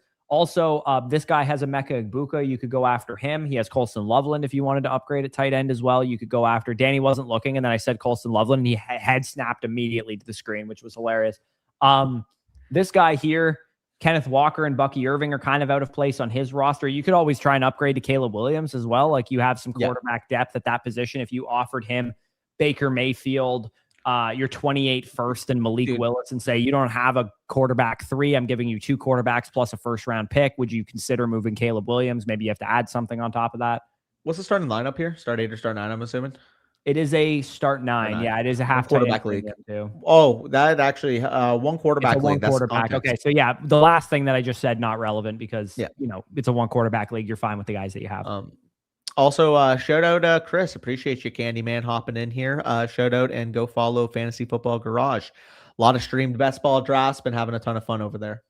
Yeah, for sure. So yeah, I mean, you have the right idea. Your question was, how do I upgrade my like starting lineup? That's what you should be doing with a team like this. So you have the right idea. Just try and find trade windows on those top players. Danny mentioned like Omarion Hampton, Devon Achane at running back, potentially. Maybe to the wide receiver position, you go after a pure production hammer like a Devontae Smith or a Nico Collins or a Rashee Rice or somebody. You got options. You can move QJ plus. You can move one of your tight ends plus. You can move, you know, Judkins plus a first to go up and get a better running back or something along those lines. So yeah, that's absolutely what I would be doing if I were in your position. And again, you don't need to do anything. Your team is already really good. You don't have to do anything if you don't want to. Tyler's really trying. He's Danny's just going to say it's the greatest team he's ever seen. I think, do you even need to get the review for that? That's a good point. I mean, I'm probably just going to tell you, you're winning the championship for the next 20 years, you know? Yeah, and if you have Ryan Flournoy on your bench, you'll even be better than that. Bro, people will never forget the 2045 age 46 season for CeeDee Lamb. Yeah, absolutely. Daniel still rank him over like Jamar Chase Jr. or whatever. Anyways, let's keep it rolling here. DynastyJel was a regular DD, but didn't need a whole lot of advice there with the strength of that team. LawStash, also a regular live DD here. Recently saw you review my league mate Dallas Cowboys, and I needed some advice. I don't think we've ever had anybody openly admit that they saw us review one of their teammates or their league mates teams. I'm staring at a Thanos team, so neither of them are the Thanos team. This guy was the pipsqueak. We told him to sell everything, I'm assuming. Note, I did nothing to help the Thanos. That always sucks. And I tried warning everyone to no avail. What do I do now? Note, I'm also the commish. How screwed are we? I mean, I've seen worse Thanos position. Like, there is one Thanos for sure, but it's not like there's 4 pipsqueaks and 5 strong contenders in addition to the Thanos. So it's this guy. I mean, he's got a goated ass team. It's unfortunate. Look at the picks, man. Like, what the fuck? God. He's got everybody's picks. Yeah. So E-Money here. He's in a position where he goes like me because I'm in this position in the listener league. You look at this team and you go, in a new startup, a league where everybody's competitive, you could easily win the championship with this team.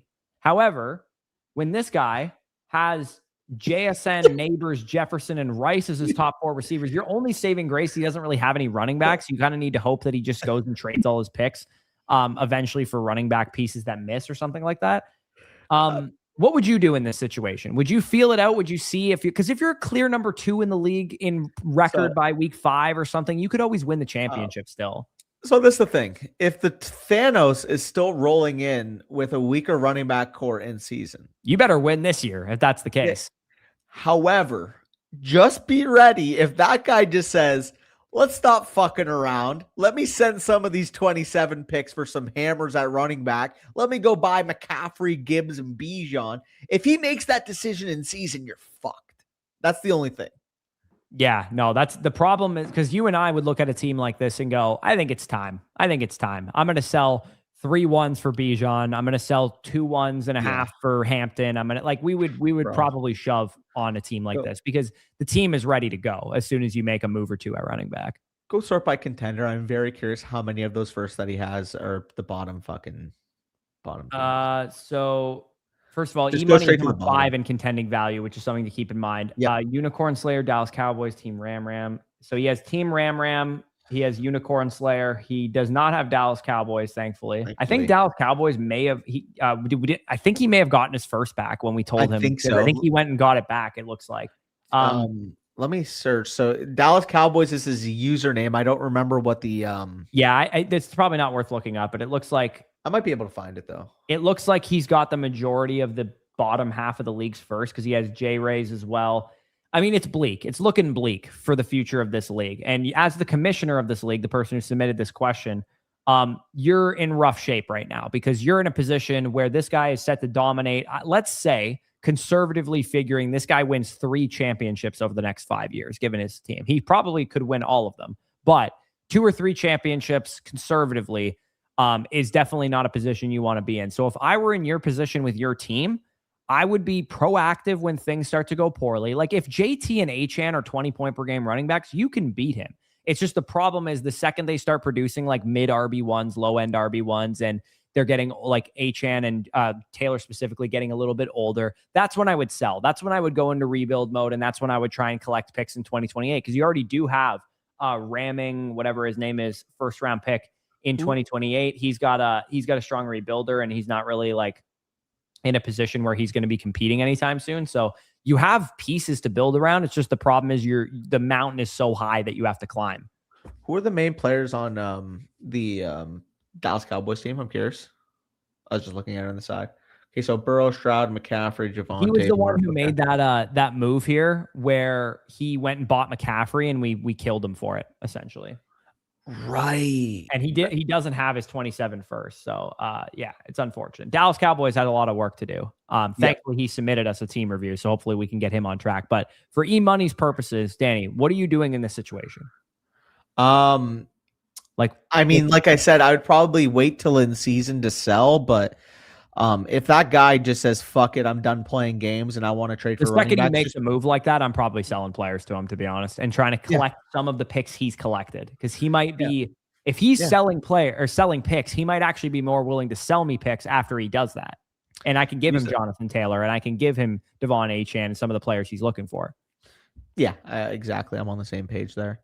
But he's also clearly one of the most sharp players in the league, and you probably want to rip off the non-sharp players in the league if you can.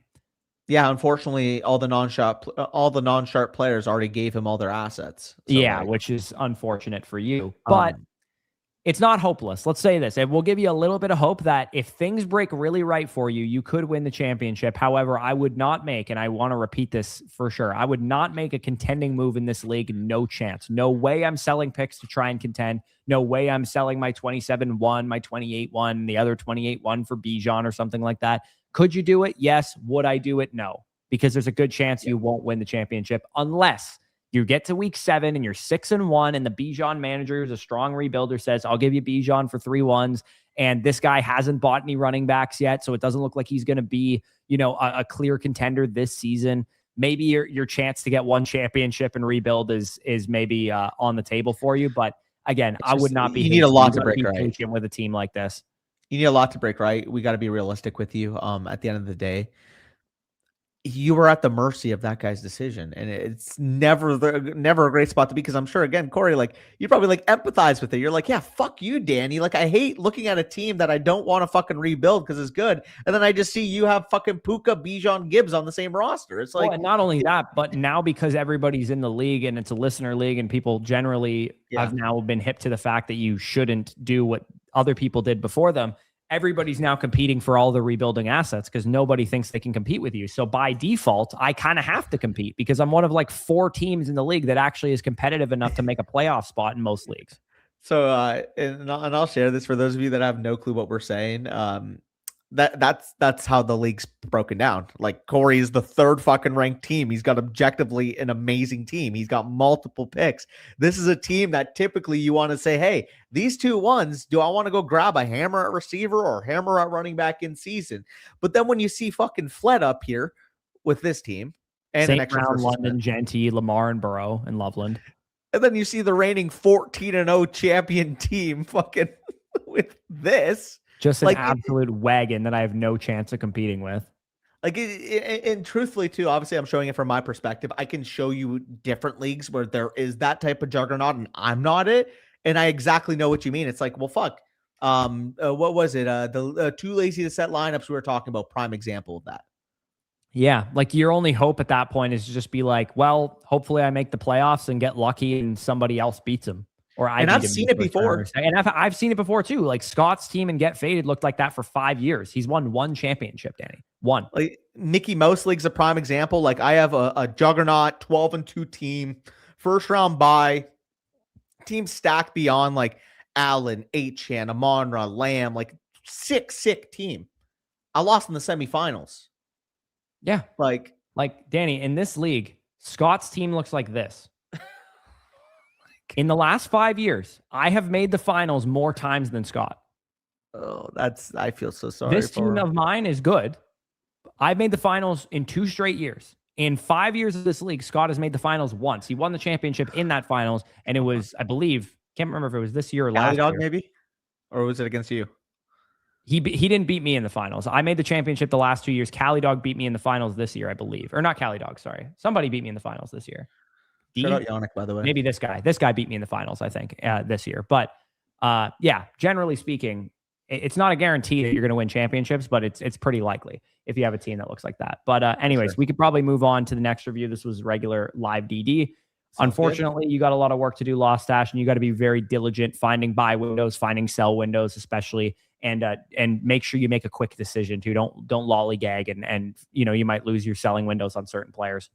Listen to Chasing Breakers. So let's get 3 more likes on the stream right now. There are currently 91 of you live watching right now on the YouTube channel. Like, there's no excuse to not get 75 likes there. Absolutely, yeah. So next team that we have here, a touch of the Downs. It's hilarious. It's number 1. Yeah. Where do we got here? This is a 2.0 as well. Want to win now scares me, but you are number 1. Half of the league not active and may not last. Okay, well, that's good context because that's going to make me want to compete even more. 2026 105 confirmed one of the top 3 receivers, so he has the 105. He hasn't had the draft yet. Price going early at 102, which is wild.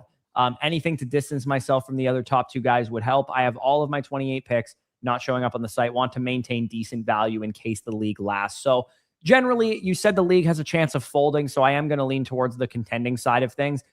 If I'm in your position, I mean, it's a 1 quarterback league. So Jaden Daniels and Kyler Murray is just fine. You don't need anything more than that at quarterback. I'm selling the 105 for a hammer, dude. As much as I like Tyson, as much as I like Lemon, as much as I like Tate, I'm definitely selling the 105 for a hammer if I'm in your position. Let me ask you this. So do you think in this type of league, Garrett Wilson or the 105 is going to have more market value? In this type of league, based on the price, like Jadarian Price going at 102, it's possible that it's hard to buy veterans for the 105. I think it's possible that that's the case. Fair. I guess like my counter would be like, because it's a running back's going at 102, it almost feels like kind of like very redraft centric. That guy sees that Jadarian Price is a 5th round redraft running back, so he takes him over the round 6 and round 7 receivers. Like, I think it could also just be the inverse in that capacity. So I guess my question is, would a guy like Garrett Wilson, if you attach to the 105 even, because that's another factor too, you have so much depth on this team. If you want to take Garrett Wilson plus the 105 and go after a true difference maker, again, it might be very difficult because it's a redraft centric market. You might have to overpay 20, 25%, 30% of sticker label. But I mean, with a juggernaut like this, I'm almost willing to. Yeah, I don't disagree with that opinion. I also think too, appreciate you, Mike. When you have a juggernaut, I'm willing to sacrifice some value if the league is going to value a young player like that. So if Nico Collins is available for the 105, would I ideally want to pay the 108 for Nico Collins or the 107 for Nico Collins? Probably. But if I could get a hammer producer like that, especially if the league is at risk of folding at some point, I'm absolutely willing to do that as well. Anybody that's really highly valued in redraft ADP, I'd be going after. And also too, like you're already number 1 by a pretty okay margin on the contending rankings as well. And you have, legitimately like 5-6 players that are going in the first 3 to 4 rounds of fantasy football drafts. So, I mean, I think you could win this league without doing anything reasonably. Like you don't have to do anything. But if 105 is going to be a highly valued asset, or if you, like you mentioned, Garrett Wilson's going to be a high valued asset that you can get a better redraft projection for.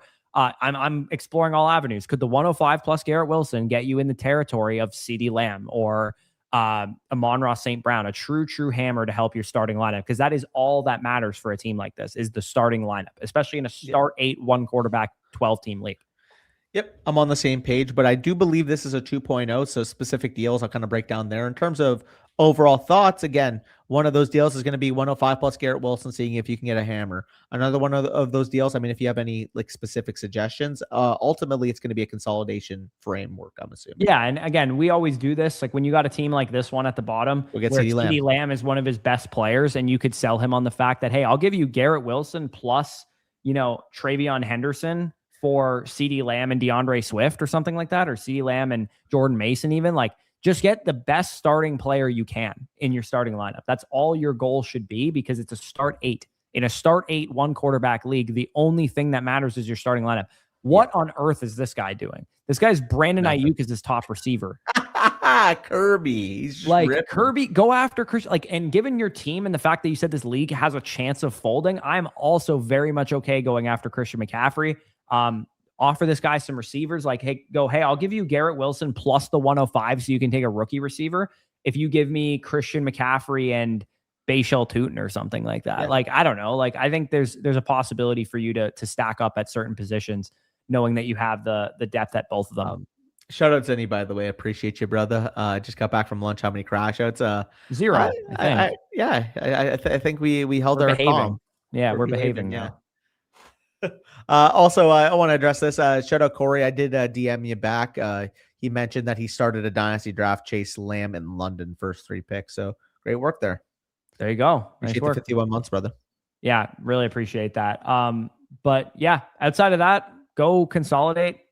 Again, if you don't want to sell your picks because you want to keep your longevity, I don't disagree with you. But if you do think there's a strong chance that the league could fold, all bets are off, man. Go after as many competitive hammers as you can. Go after McCaffrey, go after JT, go after, Saquon, guys that are more short window players if you absolutely have to, because if the league is at risk of failing, I mean, it's not going to matter anyway. So let's keep it rolling here. CJM258, Hunter Gatherers is the name of his team. He's number 6 in the analyzer. So far, no luck on moving up or down from my 3 first. Draft starts on Monday, so it looks like he hasn't had his rookie draft yet. He has the 106, the 108, and the 111. 106, you're going to catch that final tier, assuming that's a 1 quarterback league, so you might be locked out of that final tier, unfortunately. And he's rightfully trying to do his due diligence and move up in the draft order, because in this format, I would agree with him that you probably want to get into that top 5 in a 1 quarterback. He said loser bracket decides the draft order by wins. It's really annoying. Wow, should I stay and pick or suggested moves? Okay, so if you stay and pick, you're looking at KC Concepcion. It's a no tight end premium too. So for me, that would be KC Concepcion at 106. Sorry. Can I address this too? Your league adopting the fucking NBA style of lottery where, oh yeah, you're awful all year, but hey, guess what? You also get fucked by getting the 7th overall draft. Bullshit. Fucking bullshit. It's communism. It's communism. Yeah. It's how you get the Toronto Maple Leafs getting the first pick in the draft, which I'm totally not at all the beneficiary of. At the end of the day, in a dynasty league, everybody should have their own prerogative to spend as much capital to compete on a year, but also tank as much as they can to get the first pick. That is how you keep a dynasty market and a dynasty economy free-flowing throughout a league. By incentivizing, oh yeah, you guys should be stuck in purgatory because if you want the first pick, you got to win the loser bracket. Fuck off. Sorry, that was market economy, man. We would have had that at Prime Minister if Canada didn't elect Mark Carney. But anyways, I had to get that off my chest. My bad. I know what you mean. So what would you do in his situation? Because based on the picks that he has, Danny, in a one quarterback, 106, 111, and 108, you're looking at receivers primarily with a lot of those picks. Are you going to look at, KC Concepcion 106, maybe Kenyon Sadiq? It's a non-tight end premium, so again, it's not going to be as much value to Sadiq. Omar Cooper potentially with the 108 as well, but you're gonna at 111 you're gonna miss Simpson and you could take Mendoza if you really wanted to at 111 in a 1 quarterback league. No, you're probably looking at into the 2nd round guys for Superflex: Denzel Boston, Eli Stowers, guys that are getting buzz in camp right now if you wanted to push some of them up the board. But he has the right idea. Your goal is to try and get up in the draft order, try and sell these picks to get up into the top 5, or maybe sell them for veterans too. Or the inverse is like you could liquidate. Sell them for future picks too. Yeah. Because ultimately, even though it gets tricky in 2027 specifically, if you were to liquidate this entire team, theoretically though, the amount of draft picks that you can have in 2027 and 2028, inherently that could also work to your benefit. Because if you have a bunch of talented rookie players, you're probably better than the bottom feeders in your league at that point, but also probably don't have enough to completely make the playoffs. So you'd have 1 year maybe where you can get the first overall pick because, again, I don't understand the fact that we're doing you guys are in the loser's bracket, but if you win the loser bracket, you get the first pick. Yeah, no, exactly. And sounds like some red-blooded Americans with those anti-communist takes. No, we just literally have a communist government in power in our country right now. And also, this is completely different. Like bottom 3 lottery, I'm okay with, but when it's like, the bottom 6 compete, and actually being the 6th worst team is better than being the worst team if you want the first pick, to me is outrageous. It's outrageous. It's like freaking. You mentioned the Leafs example. I even think a better example would be if you remember the COVID year for hockey, and there was the extended play-in, quote unquote, and the teams that lost that extended play-in were eligible for the lottery. So the 14th worst team in the league, or the 13th worst, whatever they were, it was the New York Rangers, and they won Alexis Lafreniere that year. Obviously, Lafreniere didn't end up being like a superstar, but like the 14th worst team in the league should not be winning the lottery. Like, no, I'm sorry. Not. Yeah. Definitely not. I mean, Canucks fans and whatever got screwed out of Gavin McKenna this year, so they probably know the vibes. It obviously benefited me as a Leaf fan. But I think with this team, my goal is probably to collect more capital and shed some older players, like a Chris Olave who's got some risk. I'd be fine shedding him. Cam Scadaboo, I'm not as high on as some people seem to be, both from a dynasty and a redraft perspective. So the direction I would take this team is try and punt for future picks using the picks you have if you can't move up. And also potentially selling off guys that have shorter production windows or some risk attached to them, like Scadaboo, like Olave, like Harvey, like maybe Dell or somebody like that, and try and collect as many assets as you can. Because if you can walk out of the 2027 class with 5 or 6 first-round picks, that's going to be your best course of action forward. Yeah. And try to convince your communist commissioner to change the rules. Yes, absolutely. But the way to buck that trend is to have as many picks as possible as 100%. Well, because then you'll have many chances of getting the high picks, even if the rules are kind of backwards to some degree. Yeah, we're at 84 likes, fellas. If we get to 100 likes, we will give away a free annual mother flocker, but it does have to happen before we're done this stream, and we only have a couple teams left. So if we don't get to 100 likes, we will not give it away. Got about 15 minutes, so 16 likes in 15 minutes, I'm sure is doable, because how many people do we currently have in here? We have 104. There's enough mathematically people in here to get it in this, but literally a big market gets it. Bedard, laugh, etc. Or do you get one at 5th overall if you're the Montreal Canadiens? Wink, wink, nudge, nudge. Love you, Ivan. Sure, he's not generational, but we'll see about that, brother. We'll see about that. We can move on here. CJM didn't have any other questions. That was a 2.0 though, so there'll be some other follow up from him.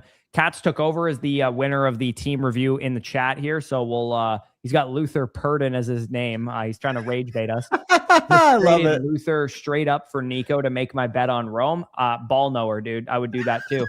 Team is in the middle, not ready to go for a chip yet. I mean, I wouldn't trade him for Nico if I was in the middle and not a team that is contending. Should I shop Chase Brown or wait and see whether to go all in this year, sell for picks? So I don't think your team is competitive enough to win this league because you don't have a tight end that I really believe in.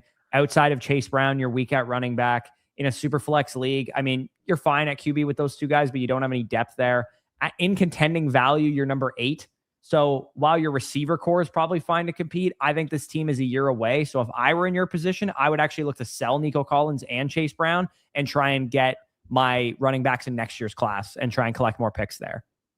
What about a yearly mother flocker and 3 trade questions? We'll give away 3 trade questions because if you're already an annual mother flocker, at least you have something to win. How about that? There you go. Yeah, 3 trade questions. 5 team reviews is quite. Oh, that was an ambitious cost, but then again, you are unclear ambiguity. So, Yeah. Anyways, we'll keep it rolling here. But what would you have the same opinion as me here, where it's like, hey, you're not ready to compete yet, just sell Nico and Chase Brown? I really believe in both of these players this season, so I think wait till they start producing and then sell them for a boatload is what I would do in his situation.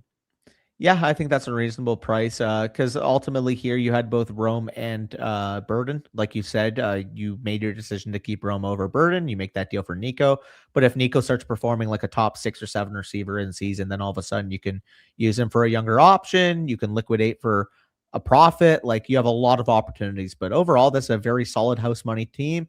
You have 2 months of liquidity banked up. You can kind of make that prerogative in season. Like, for example, if Carnell Tate all of a sudden is like a top 15 receiver from day one, he's commanding 8 targets in week 1, 11 targets in week 2, 9 targets in week 3. Like your optimism of competing in this league is going to go up because of that. If Chigakonko starts the year as the clear number 2, even over Diggs, because Diggs is old, he's playing 65% of the routes, and he is the clear yak dump off option in the Washington offense, obviously going to change your tune a little bit.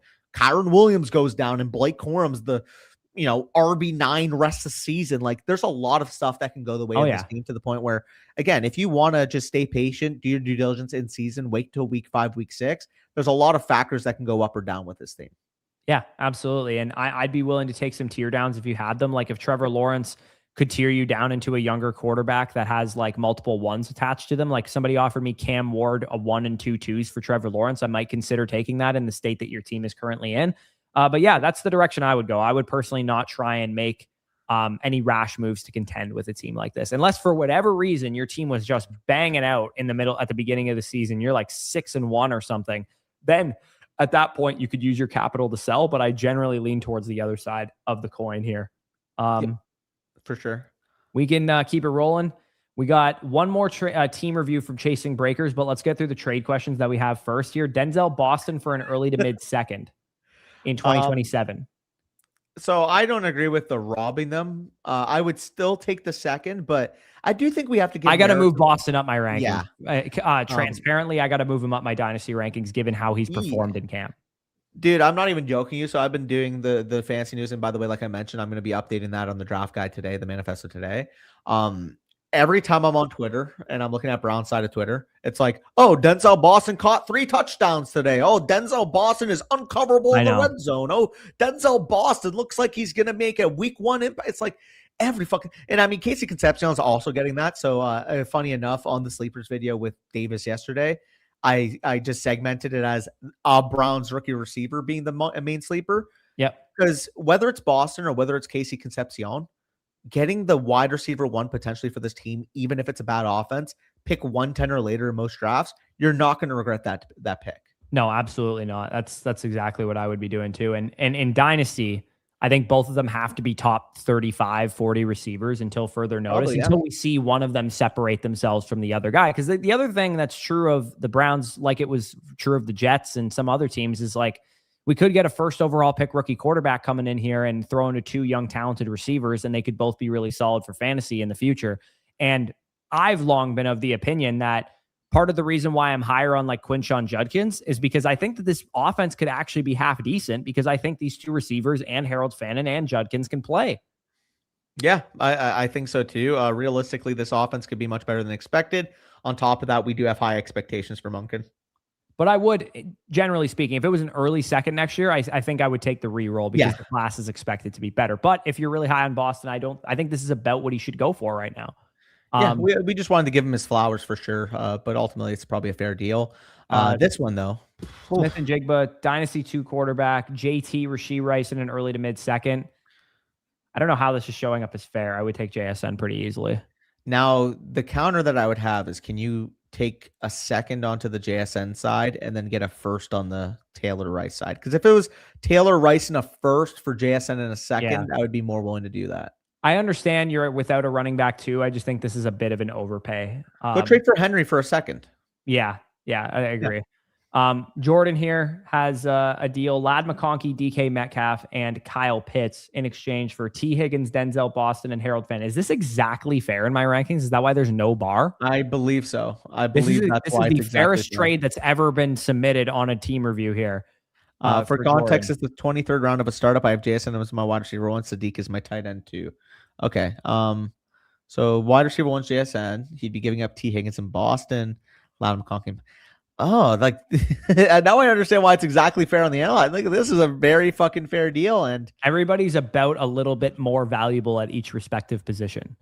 I tend to lean towards the T. Higgins side. I do too, just because I think there's more value accrual upside on that. Yeah, with Boston being the wild card there and Metcalf being like the downside if he doesn't work out, I think is interesting for me. So I would also go with that side, but that's close. Bajor says we got 90 right now, so 10 more, and we will be fulfilling our promise. And if I send the side, I like the send side better, honestly. Yeah, I tend to agree with you there. I'm also kind of a DK hater. I can't lie. I am a little bit, but I actually kind of like DK as a depth receiver in redraft this year. I think he's going to be pretty solid. I guess my point is until him and Pittman are closer in terms of ADP, I just can't take Metcalf. No, I'm never going to take Metcalf over Pittman, but I actually have drafted quite a bit of both players in underdog drafts and stacked them up with Rodgers later as like one of my favorite late round stacks. And in redraft leagues, you can sometimes get both players together if you really wanted to, or they're going about a little bit closer in redraft than they are in underdog. I don't think in best ball, I think Metcalf should go higher or a little bit higher than he does in redraft, because he is a best ball guy. He's a downfield receiver who catches long touchdowns. So typically ambiguity, when we say like, oh, Henry for a 2, that's kind of just a generalization. Like you might have to attach a young piece on there. You might also could just be a 2 of value as well, not necessarily exactly a rookie 2. Yeah. It's just like maybe like the nuts and bolts of the deal would be with the 2. Like again, like you're right. Probably a 2 straight up. Unless it's an early to mid 2, I would say won't get you. If I was a team looking to tear things down, somebody offered me an early 2 for Henry, I would accept it pretty quickly, to be honest with you. I agree. I think I'd prefer the empty roster spot to DK. That's hilarious. Delusions of Jonathan Brooks is the name of Danny's new fantasy team. Fuck yeah. That's going to be the name of Sammy and Danny's Flock League team this year. Dev Nate's keeping tabs, by the way. Let's go. Appreciate you, brother. ESPN home league. So settings came through a little weird. It's Dynasty Superflex half PPR, no tight end premium, 4 point per passing touchdown. 4 point per passing touchdown. Yeah. Have all future picks, considering laddering up at tight end and running back, potentially down tiering from May, given there are a lot of Pats fans in this league. Okay. That's good to know. He's probably in the New England area. This guy's got like Garrett Blunt as his name or something. So it makes sense. I promise no other interruption after this. I just want to point out, because I just clocked it in right now. Dude, the dev team in the challenge for the draft order, because of Nate alone, is probably going to be overpowered. Why? Because he probably has like 14-inch hands? Yeah. And that's a sneak peek. You guys can take the context clues out of that, but I'm not going to unveil anything. They're at a huge advantage in any draft order challenge simply by the fact that there's multiple people on their team, so they can kind of delegate roles of who's good at what. Having a 6'7" dev definitely helps when it comes to draft order stuff. Yeah, you're the secret weapon. You're Weapon X. Yeah, you are. Are you bros going to try in the Flock League this year to get some street cred? Hey, man. So I'm not trying to be the cope guy here, but if you look at what's happened to both of us respectively the last 2 years, there's been a lot of bad decisions, admittedly, on both of our parts. Bad trades, bad draft picks, bad start sits, especially for me last year. But there has been an element of luck to the Flock League that I do think hasn't gone our way so far. And I think hopefully it will go our way in the future. Fantasy football is ultimately like poker. You can be an excellent poker player, but if somebody rivers a full house, then you lose. And you can be a great poker player and you lost because they got lucky. Well, that's the thing. I start every year strong. Like I started the first year 4-1. I started last year 4-2, I believe. My problem is that I overestimate my depth when things are going well. And as soon as I've gotten injuries, which again, I can always make the copium take of like, oh, well, I should just not get injuries this year. It's like injuries are going to happen unless your name's fucking Mason Dodd, realistically. Yeah, because Mason has literally the only injury he would have had last year was Cam Scadaboo, and he traded him a week before he got hurt. Yeah, which in my luck, I traded for Judkins that week and he got fucking hurt. Well, so I traded Sal for Kamara, and the next game he fucking... Not only did he get hurt, he dropped 1 point in my lineup and I lost my matchup because of it. Oh, that sucks. Like, again, I don't want to be that guy, but like, can I just fucking stay healthy this year? The first year I draft Rice, Nico, and Neighbors, which looked like I was going to have 3 wide receiver ones on my team. Corey, the advantage of having 3 top 12 receivers on your team. Insane. fucking massive. All of them got hurt the following 2 weeks. All of them. It's brutal, man. No, again, I can't pretend we've performed well in the Flock League. We've made plenty of mistakes, but I think last year I learned a lot from those mistakes. I had a better season. The thing that annoys me the most is that people get to say we've never made the playoffs when I literally missed the playoffs by less than 1 fantasy point. Me too. I missed out on the playoffs by less than 2 fantasy points. Because so, yes, technically we've never made the playoffs, but it's been some unluckiness. Hey, and that's why I supported Sammy. 17 playoff. FSC would have made it the last 2 years. Here's the positive for you and I, Danny. Here's the positive. All of the unluckiness is out of our system. When the league pot was $1,000, $10,000, that's when all of the unlucky shit happened. Now you and I are like Baker Mayfield, walk on, chip on our shoulder. No one's taking us seriously. We get to fly under the radar. Everybody's going to want to make trades with us because we suck at fantasy. We've never made the playoffs. And we get to slide in there when the prize pool is $100,000 to first place and finally have a lucky season, hopefully. Well, and I'll be fully transparent. I mean, 2025 on a fucking personal level was just not a great year for Lad. Like realistically, it started off slow. We'll just say what happened in late January. I'm sure a lot of people that watch the channel would know by now the context I'm giving there. Started off slow in 2025, and I can confidently say 2026 on a personal level, one of the best years of my life. So, it's cooking. It's cooking. Danny might even move out of his mom's house if he wins the Flock League. I can't make any promises. We got a lot of Canada in the chat. Let's go. Here. Appreciate it, fellas. Appreciate it. Danny, what do you think of the idea that I represent Canada in the draft order by wearing something that only Canadians would wear rather than what you talked about to Mason in the chat? Think about what you were wearing in the Flock League draft order video, but what I would wear that's representative of Canada instead. The same exact item, only a Canada version of it. Oh. You think I should do that? Do you think that'd be hilarious? Do it. Fuck it. Do it. But yeah, no, there's going to be a lot of fun stuff prepared this year. But also, you may or may not have just outlined one of our favorite picks. Yeah, no, I figured that was one of your favorite picks. Corey the Mountie. Yeah, the Mountie. Yes, sir, dude. Definitely. I appreciate it, Zinni, by the way.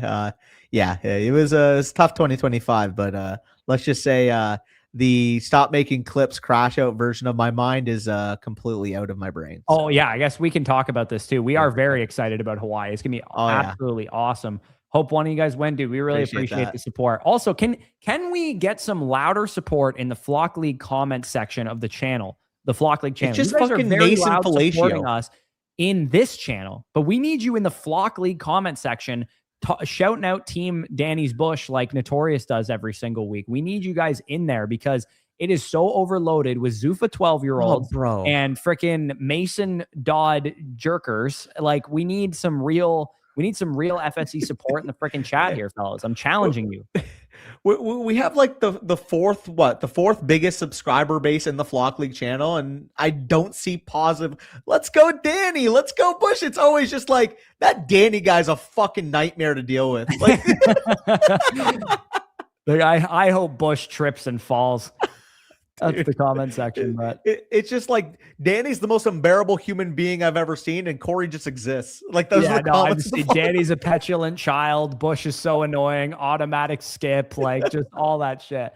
We're just getting mid skip in the chat. But yeah, no, we need to see you guys in the comment section for sure. And again, Sebastian's got me. He said I'm spitting.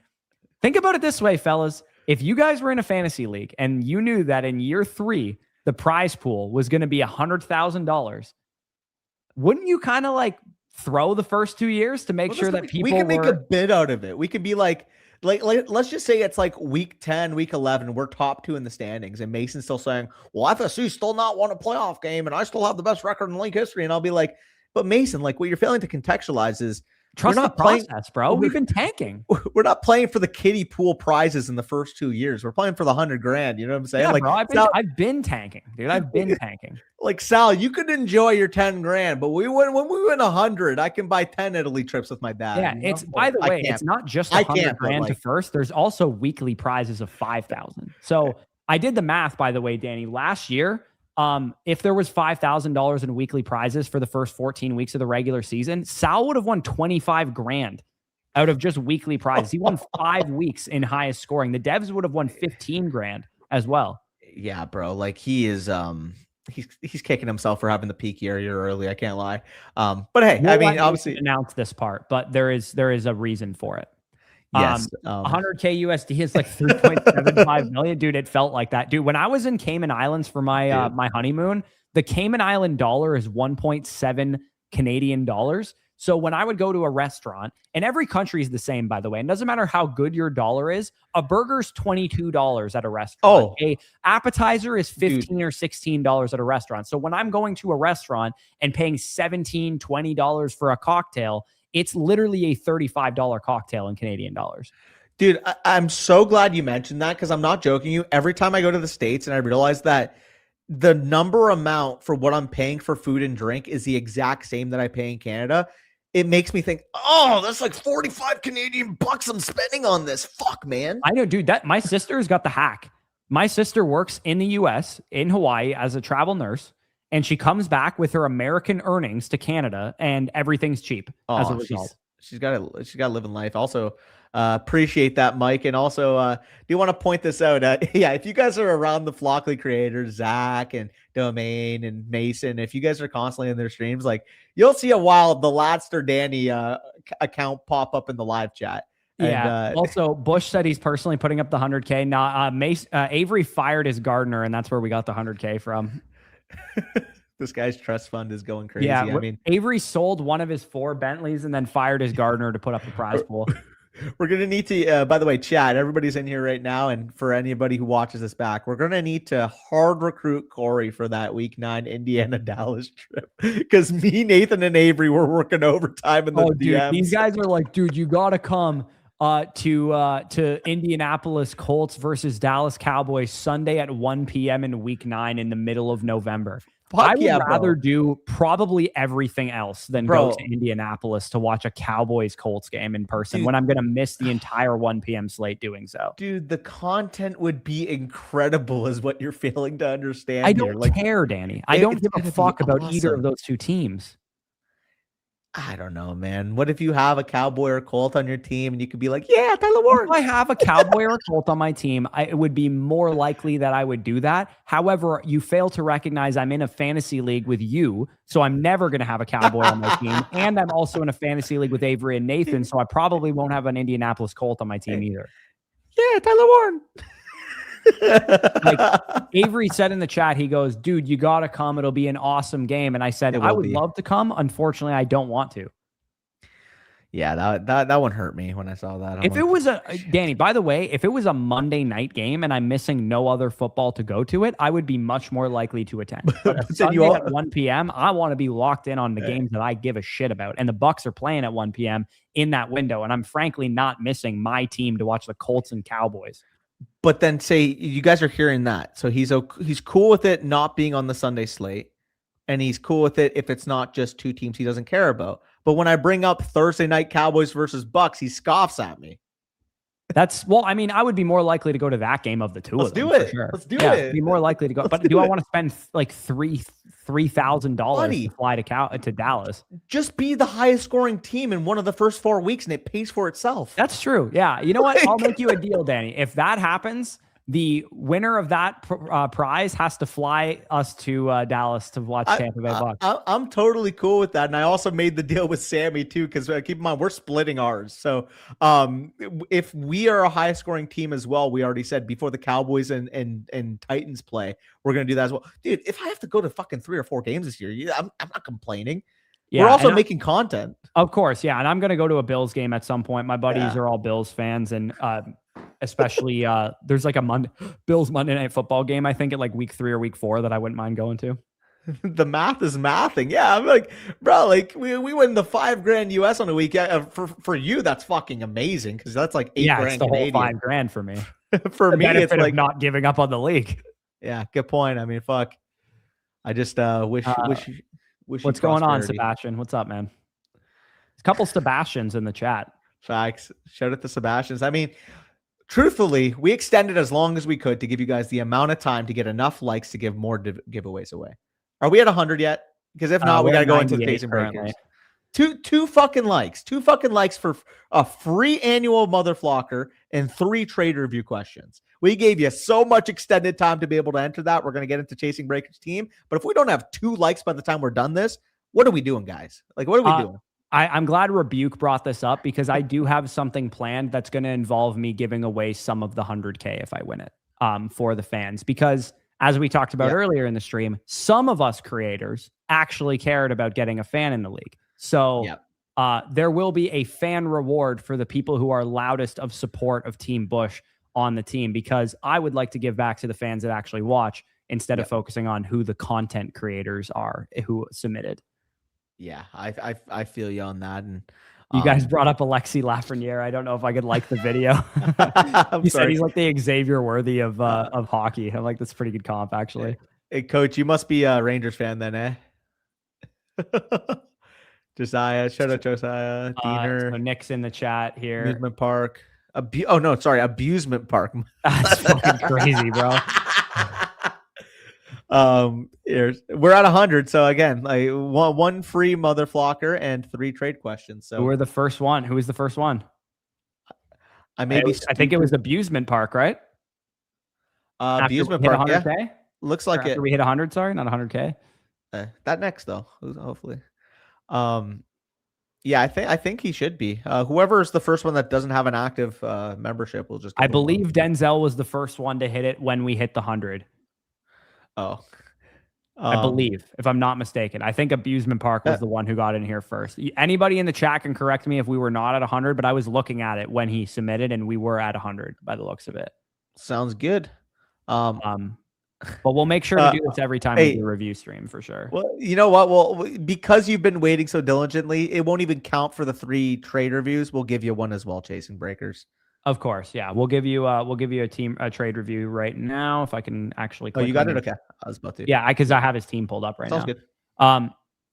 Let me search Abusement Park really quick. By the way, if Abusement Park is not a code FSE user, he will not be eligible for the free annual mother flocker. So here's the moment of truth here. Otherwise, it's going to Diener, who is absolutely one of them.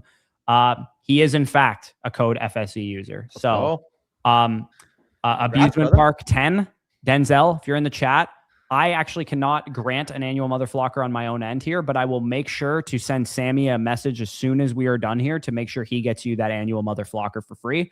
And we'll continue to do this every stream. 100 likes, and we'll give away a free annual mother flocker. And our underdog streams, we will give away season passes as well. So shout out to Denzel in the chat. He was the first one. Next time, also, by the way, we'll be more prepared and we'll give it away by random and not just whoever is first as well. Yeah, we'll have like the extension on the back end. And yeah. So this one, it was, you got to be quick on the fingers. But next time, it will just be a random person who we give away the thing to. And as you guys can tell, there is far less people in our streams than there are in domain streams and land streams and Mason streams. So you got a way better chance of winning shit with us. So you should just make sure you're tuning in over here. You just do the math. If there's 400, 500, 600, 700 concurrents in domain stream, if there's 1,400 in Mason stream versus if there's 100 in ours, like it's going to be more likely that you have a chance in ours. Yeah, it was on the 100th like whoever submitted first, and I was looking at it, and it was, in fact, Denzel. So we are going to, we got to get our stream numbers up, man. Amen. Frankly, I think our streams are just as entertaining as those guys. So, I mean, Domain's like, no bias. You're a great guy, Nathan. No, you're a great guy, Avery. And me and Danny are like, fuck you, dude. Marvin Harrison sucks. No, it reminds me of the fucking, shout out Dynasty Wizard if he's in here still, Sid. But it was like, hey, Avery, fuck you. Yeah. Mike, you know I love the people. Yes, we will put your names on a wheel next time, but this time it was first come, first serve. Yeah, we'll make sure we have that fixed for the next one for sure. A lot of live streams show that you can do that. We'll make sure we actually shout it at the beginning of the stream, and we'll tell you guys throughout. That's what Mason does in his streams. He's very clear, like, hey, type season pass in the chat, and I'll give away a season pass. and we'll make sure to do that too. Truthfully, it clearly works for the numbers in their stream, especially just like inherently if somebody I said at the beginning of this video, Danny, you and I are shitty at this. We are not good content creators. We don't focus on algorithm this and primetime posting that. We just love ball. These guys are better content creators than we are, guaranteed. They are better at running a business. They are better at running a channel. We just are complete buffoons who happen to talk about fantasy football. Yeah, and I mean, just truthfully, I mean, it started out that way, and it's never going to change. Like, fuck, 2020, when I got right out of the shower and popped a purple bandana on my head with a fucking cutoff shirt, you think I thought, oh yeah, it's 6 years from now, we're going to be optimizing for YouTube? It's like, no, we're just going to fucking talk ball. That's what we do. Ball. Next time we will. Yeah, next time it'll be the same rule. Mason, what Mason does in his streams is leave a like on the stream and comment in the chat season pass, and you're automatically entered into the stream for doing that. We will do the same rules for both of these streams where we're giving away DD stuff, and in the future for season passes for underdog streams. We'll probably stream at least multiple times, I would imagine, while we're in Texas, which will be next week. So stay tuned for that. YouTube by far know the most ball. Well, we probably wouldn't be as bad in the Flock League if we did, but we really appreciate you thinking that about us. I know there's a lot of hard work that goes on behind the scenes that y'all do. Yeah, appreciate that. I'm glad you guys see that for us. Appreciate that. I need a serious league. Why bridge piece? You need to get into. Also, if your piece is as big as a bridge, you probably got bigger problems. Also, this is hilarious. I just watched your video with the mullet guy. Is that Davis? Yeah, we got a Brand Davis as mullet guy. That's awesome. Also got 3 trade questions. No, we didn't give away the trade questions yet. So Dinair gets one of them because he was quick in there. Let me go back to the thing here. And ambiguity, the annual, we were just giving away the trade questions to whoever. Yeah, the person who got the review did not get the trade questions, to be clear. Yeah. And we also gave one to Chasing Breakers because he's been waiting for us to cover his team for probably like 30 minutes. Yes. Ambiguity, Sebastian, and Dinair. Those were the first 3 after Denzel, I think. How are you feeling about Xavier Worthy right now? I mean, he's back and healthy, right? Like it was just a scare, if I'm not mistaken. Yes. Sorry, my apologies. The persons who got the people who got the trade questions are Dinair, Josiah. I gave you one earlier, so I'm going to skip you over on this one because you already got one earlier at 25 likes. Bjords 49. And Brown, you got one earlier, so I'm skipping over you as well. And Chasing Breaks, you got one for free because we're taking too long. Hunter Duran would be the other one. I appreciate it, by the way. Danny, move out of your mom's house. You live on your own energy. That will change. Struggle is different. It is. The struggle is different. It is. I can attest because I lived at home a little longer than I should have. It is better. It is better. Also, like, if this is trying to like convince me to move out of my parents' house, then it's not doing a great job saying it's expensive as fuck. But it's fun.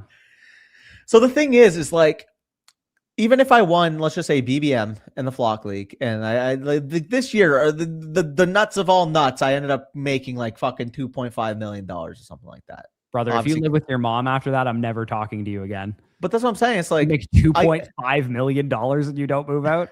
That's the thing. It's like I could move out. Like I very well like have the money to, but like, why don't I just like spend some of that on her? Spend some of that with the family. You can, but like you can, Danny, you can do both, man. You can buy a million two house and then also spend it on your friends and family. That's a very noble thing to do, but you should 1000% take care of yourself first. So that's the thing. I could always buy the $1.2 million house and then just rent it out anyways. Like, I don't have to live there. I can still live at home. Guy's fucking son of a real. You know what I mean? Like, it's a cheap living situation, and I pay her every month, and it's like she benefits off of it. I benefit off of it. Like, we got being an adult is fun, Danny. Being an adult is fun. And you do forget that when I was in university, I did live on my own with roommates, but you know what I mean. Like I lived, like as a university student, you probably had no money. You were spending most of your money on alcohol and booze alcohol and like ramen or whatever. Well, so it's more fun when you have disposable income living on your own. Which fair, but I'd counter too when I was in university. Or live with a roommate, like move in with one of your buddies or something. Yeah, or I can just live at home and my no around the corner in their later years, and I'm in my hometown, and Your it's hometown just sucks, by the way. I hate Hamilton. It's I fucking the worst disagree, city in man. the world. I don't know. Mason, Avery, and Nathan, and their significant others really enjoyed the pub I brought them to. It was a good time. Sure, yeah. So it was a good time. A little downtown hammer. Why not? I mean, this is a good vibe from Sure. Bridge Piece here as well. He says, I lived at home till 27, saved and built a house at 30. I mean, definitely a good vibe. See? But anyways, how about we actually cover Chasing Breaker's team to some degree? Yeah. Sorry. He got a free question. I don't think he's got a free question out of it. Here's the thing, though, Chasing Breaks. You are already a goated team. You're already going to probably win the championship anyways. You and LeGarrette Blunt at the top of the league have like some of the best assets off the board in redraft, both of you. So again, if you want to take the advantage of down tiering from Drake May, because like you said, there's many, many Patriots fans in this league, then by all means, find a team like DC Man, or, I'm trying to find a guy with picks and a good quarterback to give you back. Like, who else do we got here? Nobody has picks in this league. Who the hell has all the picks? Or are they just not showing up? Maybe. Oh, they're just not showing up. Okay. Or is it a redraft league? No, it's a dynasty league. It's just the picks are not showing up, so I can't really see. But if hypothetically you can tier down, they all have picks. Yeah, he said. If hypothetically you can tier down to Trevor Lawrence, you can tier down to Brock Purdy, you can tier down even less than to Jaden Daniels, you can tier down to Caleb Williams, you can tier down to Joe Burrow or somebody like that. By all means, go ahead. You have Jamar Chase, tier down to Joe Burrow, pick up a first round pick on top of Joe Burrow to get to Drake May. I think that would all make sense. But realistically, if I'm being honest with you, you don't have to do anything to make this team goated. Yeah, I agree. He also said everybody except for Allen Army owns duct tapes first.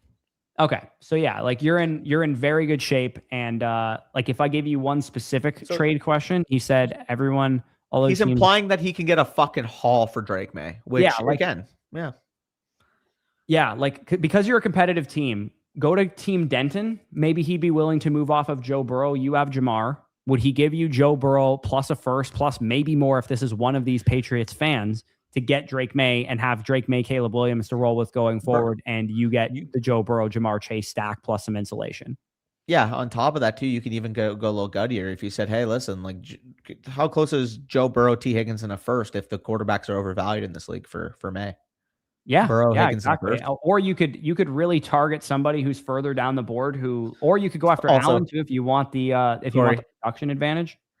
It's fitting that the number 9 ranked team owns the number 10 ranked teams first. That is funny. Yeah.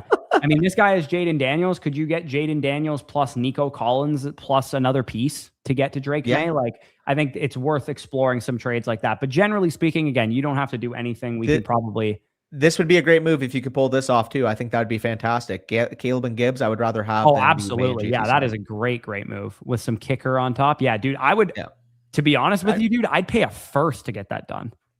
You won't have to, but I would pay a first to get that done. Or even like how valuable Gibbs is. Dude, or like if this is like more of a casual league, like you could throw in a DJ Moore, or you can throw in like fucking Ja'Cory Krosky Merritt plus, or Henderson. I don't give a shit. Yeah, just play around with it. Ultimately, though, you're feeling very good. You know exactly what you need to do if you can capitalize on the overvaluation of the quarterback board in your league, because like you mentioned, they're overvalued and hoarded. Play onto that. It is still only a 10-team league, so even though as much as QBs are going to lose value in a 10-team league, and you are more than fine with the QB core that you have. But if Drake is going to go for that much, like, yeah, give him Tootin, give him Brooks, give him. Like I said, I would easily pay May, Jonathan Taylor, and a late projected first for Caleb and Gibbs, because Caleb and Gibbs are both top 8 startup assets for me. And May, of course, is the 101, is the most valuable asset in the deal. But Jonathan Taylor is nowhere near those guys. So I would actually easily pay a first to get to Jahmyr Gibbs, but you won't have to do that, most likely, I'd imagine. So, anyways, no, Chasing, I'm not really worried about tight end, to be honest with you. Not at all. I think that your tight end is totally fine with Kittle and Gadsden. But if you want, again, your team is so good. Yeah, your team is so good that if you want to go buy low on, let's say Loveland gets out to a slow start, or Warren gets out to a slow start, or Tucker Kraft gets out to a slow start, you could go after guys like that, absolutely. But generally, you are in very, very good shape. So Puka Chase is already unstoppable. Did you give away the trade questions, by the way? Yes, I did. Yeah, I gave away the trade questions to the winners of those. So again, appreciate you guys for tuning in. Next stream, we will make sure we have some shit in order so that it's random. It's whoever likes the stream and comments free question or their flock username or whatever the case is. So really appreciate you guys for tuning in. Underdog streams we'll have while we're in Texas. We'll be giving away some season passes in there if you guys are interested. And of course, big weekend. We got Superflex draft strategy for redraft dropping in a few minutes. If you guys are Superflex redraft players, go watch that video. Tomorrow, the league winning running backs video. Obviously, I've been doing those every Saturday for each position, culminating in running back, which is very important this week. And on Sunday, the number one draft strategy, the full house, as you guys are going to see on the thumbnail of that video. Year 5, everybody and their mother, Danny, makes a number one draft strategy video. But you know what channel made it first? This one. So that video will be dropping on Sunday. Make sure you guys stay tuned for that. And on that video especially, I want you guys hammering the like button, hammering the hype on mobile, subscribing. Don't share it with your friends, but share it with people who you don't play fantasy with. And of course, if you're trying to get your significant other into Underdog or into fantasy, that's a good way to get them into it, is that video that a new player can watch and maybe be prepared for their draft. So definitely make sure to hit that, hit the like and comment on that video. I always answer every comment that video gets as well. Flock League winners, man, I hope so. I hope so, brother. Taco. Gonna send it to my grandma. Dude, tell grandma to like and subscribe, man. Y'all goated. We tuning in for your Ballage. ball edge next stream. Oh, ball edge. Let's go. My ball edge is sweaty right now. Hey, yo. Team FSE 2026. You have a newbie video. Have a buddy who could use that. I had it on our schedule, Danny, to drop like a literal you've never played fantasy video before. And I think I'm going to do it still. Okay. Where I essentially talk about the full house strategy again, but I'm like explaining that a wide receiver catches the ball and a running back runs the ball as part of the video. Like it's for Swifties who are getting into football type of thing. I love it. What are we calling the massive, the beerers? The beerers, yeah. The beerers. The butt chuggers. Also, I'm assuming, where are you at here? Mahomes and Baker too? Probably. Yeah, I don't like Malik Willis at all, to be honest. And appreciate you, Nate. One of the true OGs. And I just mentioned the team I went 14-0 with and won the championship.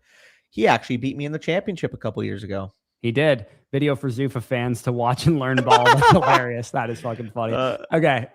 Use that in one of the flock videos. Tell Mason you got ball edge. Don't know shit. Anyways, appreciate you guys tuning in. Like, check out the other videos. Peace out. We'll talk to you soon.